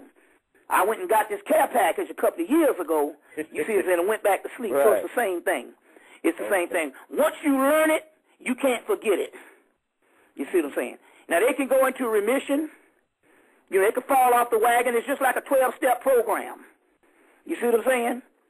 They can have a backtrack and fall off the damn wagon, but nevertheless, they know the truth. So, so that's cool, too. That's cool, too. Somebody in the chat room asking, Brother Rich, can you please ask Bobby about the karma and fate of the white people and the so-called, what does it say? Hold on. And the so-called conscious white people. Well, you got to realize, like I'm saying now, I don't know. The new, I know. Okay, right. The new information is you don't know what karma going to be on anybody because you can't tell based on physical appearances no more. Because of hell, in that case, we got physical black people there, and the majority of them you meet is deranged. You see what I'm saying? So, and they got karma for millions of years. So my point here is I don't think that should be the focus. I mean, yes, it can make you feel good. Yeah, they're going to get theirs and they're going to get that. But then again, on the other hand, the Bible tells you that from the get-go to do. Whoever going to get theirs is going to get theirs. But ultimately, you're going to find out this. You're going to find out that every player in this game was supposed to be a player in this game. You see what I'm saying? We were supposed to have what we were supposed to have to make a certain human. So there's an old saying in the Cthulhu mythos, the mysteries of Shangha-Fong. Shangha-Fong is this ancient primordial deity. And the mysteries go that one day the white man will come and get Shangha-Fong from his primordial place and take him to the white man's land and nurture him. And after he nurtures the Shangha-Fong, after he's nurtured, he will rise up and destroy the earth. So what is the nurturing? The nurturing has to do with everything we did here in a milling process to make a new human. And in order to make that new human, even the Dogon talk about, there has to be a certain amount of suffering. To make something new, you have to take which is what is old and make it destructive. So in so many words, we couldn't do it. We was too human. Or we was too the prototype of what humanity was. We had to take a younger person, you see what I'm saying, to even make this diamond even more dense so that it could doggone manifest into a new ferment, a new crystallization. So when you really think about it on the bigger picture, see, I'm now talking about the bigger picture. It's not personal no more. You see what I'm saying? When you really think about it and all, ultimately down here is a low state. And by it being a low state, you see what I'm saying? Everything that has happened down here happened for a doggone reason.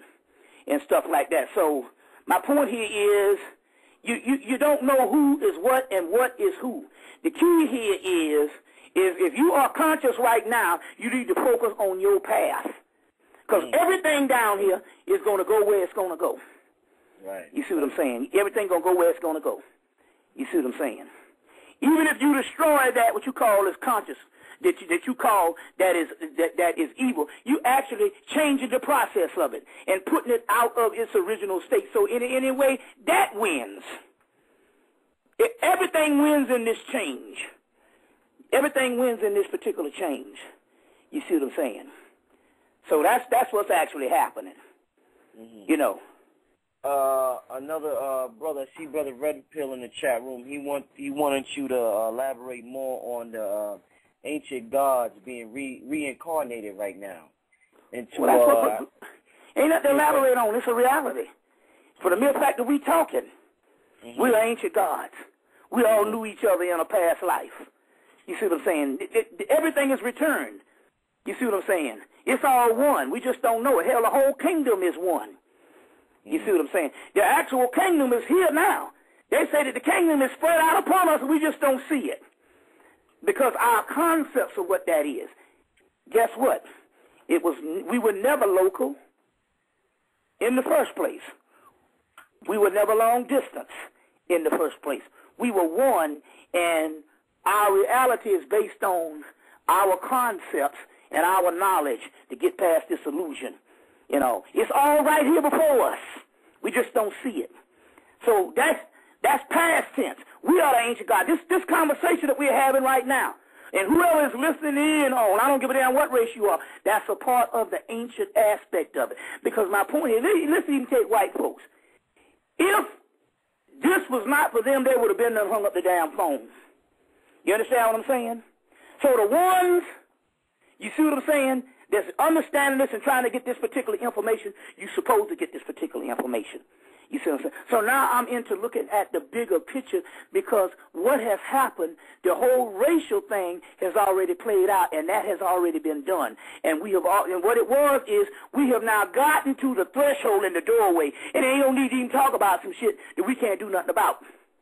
You see what I'm saying? We're at the threshold in the doorway, and we're supposed to be looking into this particular doorway, and we're worrying about all kind of bullshit that's past tense. You see what I'm saying? Even with the fear thing, 90% of what's going to happen to us, we ain't going to never know it's going to happen to us until it's too damn late. So we don't even need to focus on that. Because guess what? It has already happened. This is the end part right now. And so it's all about the return. It's been happening. Hell, I've been talking on it for goddamn 20 years. But it is here now more than ever.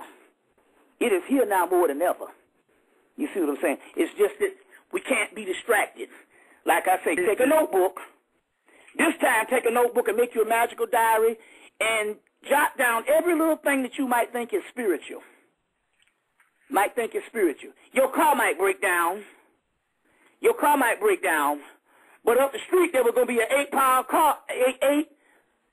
pile up that you was going to be in a part of it, but your car broke down, so you didn't get into the pile up. You see what I'm saying? And then come to find out it was just some old carburetor or something being clogged up, or you just ran out of damn gas. That's a spiritual experience, because the spirit was stopping you from getting into something where you wasn't going to have a car at all. So what you have to do is you have to take a notebook and you start writing down things that you think is spiritual experiences. As a result, you will find yourself living in a spiritual world. Living in a spiritual world. That day we went to print some pictures and print some other things, and the guy said, yo, man, the little card that you're going to put in that's going to count all of your stuff and the money you got on, you're like, hey, man, you just go ahead and print because the machine broke up, so I'm just going to put it on regular auto, and you just print what the hell you want. You see what I'm saying? So we made off like a fat rat. But I'm just trying to say, start jotting down these spiritual experiences, and what you're going to find out here is that this kingdom that you're looking for is all around you. You just have to be acclimated to it. And in order to acclimate to it, you just got to start putting together the fine details. You see what I'm saying? Because spiritual things happen to you every day. Every day. You might spend $200, and $200 come another doggone way. You see what I'm saying? Sometimes somebody will call us and send us $40, and we go, guess what, man? you just paid for our dinner. You see what I'm saying? Right. You just paid for our dinner. You see. Now, go ahead. Is this about, what's the objective down here? Is this about unity or is it about personal transformation? Because for some reason it seems like we just can't unite. And a lot of people in the room, I heard Red Pill in the chat room talking about personal transformation. What it is a unity, but the unity is just like anything else. You might have one tree, but every branch on the tree is not alike. Every leaf on the tree is not alike, but it is alike because it's all attached to the tree. Mm-hmm. You see what I'm saying? It's all attached to the tree. See, even when you call turmoil, in all honesty, the turmoil got you to thinking. It got you to ponder questions. If things was going so easy, you see what I'm saying? You might not ask the question, therefore you might be in the dark. So in so many words, it is unity. So many words, it is unity. Let me give you an example. We were much better people when the white man had his damn foot on our throat. You ain't lying. We were united like a motherfucker. You know what I'm saying? You see what I'm saying? We were united like shit. Yeah. You know what I'm saying? The cat left the damn house and the rat is in turmoil. You see what I'm saying? But nevertheless, ultimately you got to realize this particular thing. What's going to happen anyway. It's going to happen anyway. So that's what we need to focus on. You see, that's what we need to focus on. You see. Okay. So, yeah, give me some questions. Okay, we got 10 minutes left, y'all. Time goes by so fast. Caller number 646-727-2039. Brother Bob, before we get cut off before the 10 minutes, give out your info one more time just in case we don't get a chance to again. And I got to give out that information too, Rick. Yes, okay, yes. You can hit me up at 678-358-1055. Hit me up to try to get these packages and all. Unfortunately, this is not a line for hobnobbing. Don't call this damn line wanting me to give you no goddamn lecture. You see what I'm saying?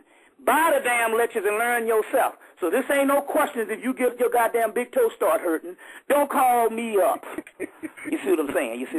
If your wife doesn't put some goddamn grits on your ass, then you got to deal with it a certain doggone way. But this is not a line. This is a business line to get the information out to the people. But it ain't. It's not. Hello, I'm listening, Fraser Crane. You see what I'm saying? This is not a psychiatry lane. Like, I can't give you no answer for your goddamn deranged ass anyway. You see what I'm saying?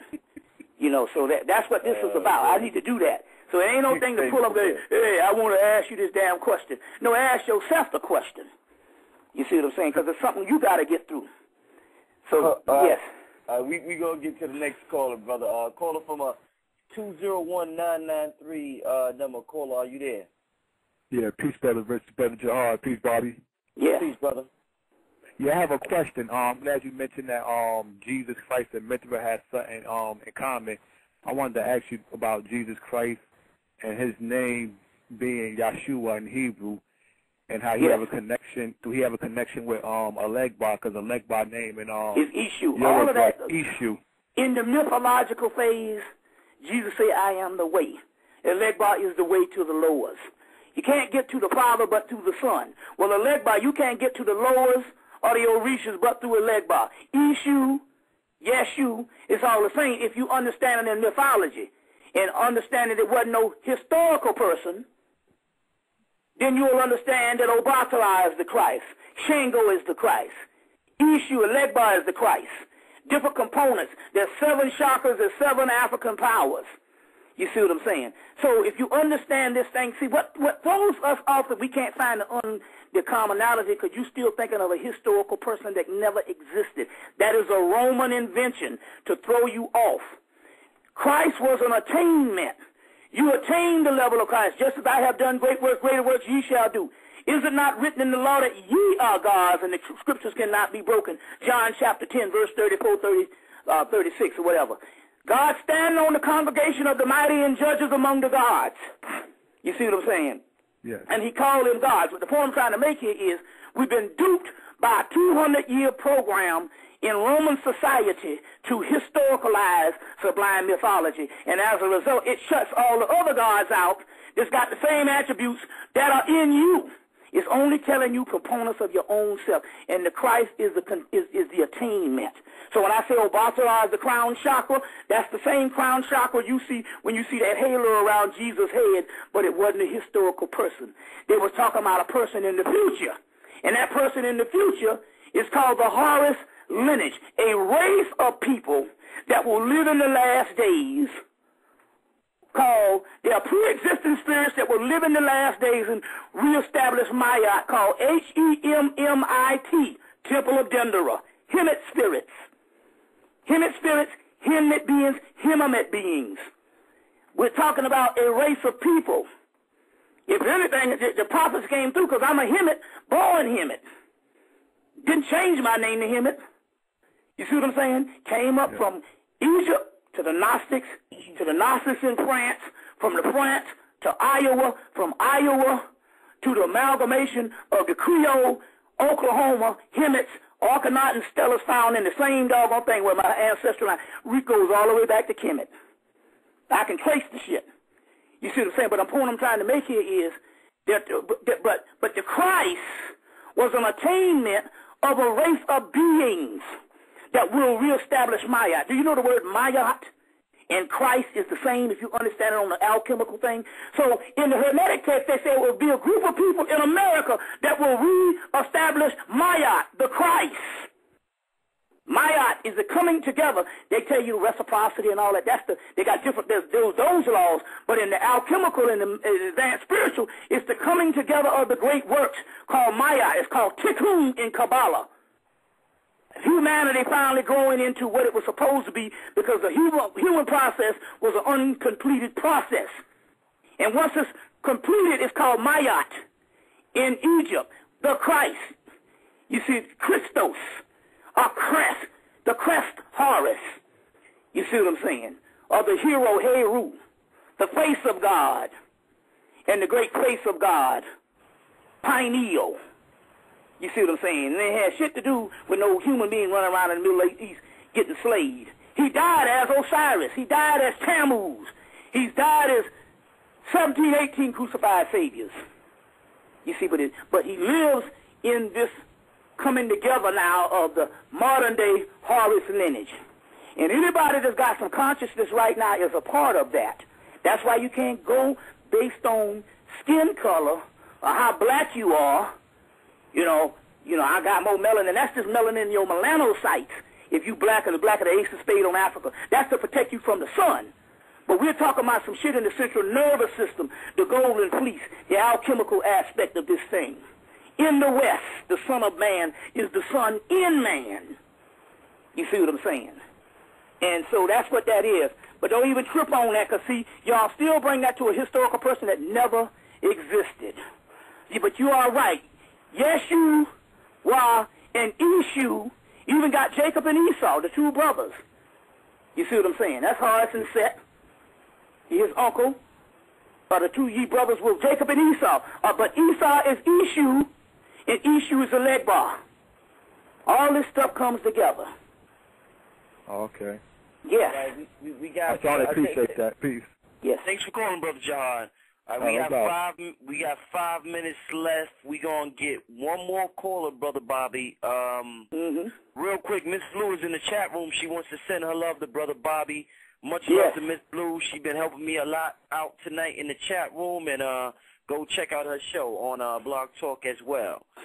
You know, because Geronimo talked about a blue god. As long as he had that blue god with him, he couldn't lose. You see, that's Yemen Yah.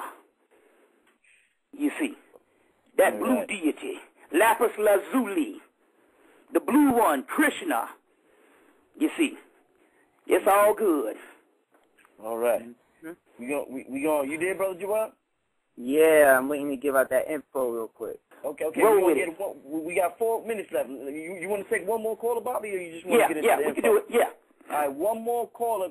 Let's be quick with the question. Caller from a 480-223 number. Caller, are you there? Yes, sir. Yeah, thanks for taking my call. I just wanted to ask Bobby about how we just ended the fall equinox and all that Tiger Woods action was going on to distract black folks. Well, like I said, things are going to happen. A lot of these things, that nigga was dipping his goddamn his dipstick. You see what I'm saying? And just got caught up in some stuff. But then again, on the other hand, my point here is I don't think you should look at the basic general news on everything to fare our way. Whatever's going on there, our shit is rolling. Believe me, there's a world that is continuing, has been going on, and it's only a distraction. You see what I'm saying? If we let it be one. If we let it be one, you see what I'm saying? There's always gonna be some shit going on because that's how they make their money. You see, that's how they make their money. They locked OJ up and they found out they was lonely without him. You see what I'm saying? You see, ain't no money in locking them up. You see, they were lonely. You see, Michael Jackson couldn't whip him over no more. You know what I'm saying? So hey, next up to walk the plank. Hey. Snigger Woods, it's your doggone nigger wake-up call. You see what I'm saying? But my point here is all that, it's going to be more. It's going to be some other things. You see what I'm saying? They will just, MK Ultra will create a Chris Brown to knock another woman in the damn head. You see what I'm saying? And it's going to be some other things. But my point here is there's always going to be those things. So, yeah, you know what I'm saying, on that particular, but I don't think it got nothing to do with the fall equinox. Hell, that shit there is happening anyway, But there's a whole spiritual part, and these niggas gonna be acting crazy throughout every damn equinox and every solstice. You see what I'm saying? And especially when they eat all that damn pork this time and that doggone and that vaccine open up in them with a time release, and then they gotta go and get another doggone serum to cure them from the vaccine, and all gets paid. You see what I'm saying? So yeah. Interesting. All right. We got 1 minute left. I want Brother Bobby and Joel to give out that info they got to get into. Thanks for the call in, brother. Yeah. Go ahead, Joel, with that. Go ahead, brother. Yeah, it's 108 East 28th Street. The phone number is 212-684-4447. You get the Ganesha statue real cheap. Also, that's for the people in New York. Yeah, they call it. Got spots in New Jersey and other places. So when if you're in Philadelphia, if you're in Philadelphia, go to South Street to the Garland of Letters. They got a Ganesha statue. But if you are in the rest of the country, if you got Ross in your area, Ross is a store like Marshalls. Go to Ross. Go to Marshalls. Go to TJ Maxx, especially the Christmas season, because TJ Maxx put out a lot of Egyptian statues. And if you're in another part, they got a new discount store that's on the level of Ross and Marshalls called A.J. Wright, is in the southern part of the country, and they got Egyptian statues. The Burlington Coat Factory got Egyptian statues.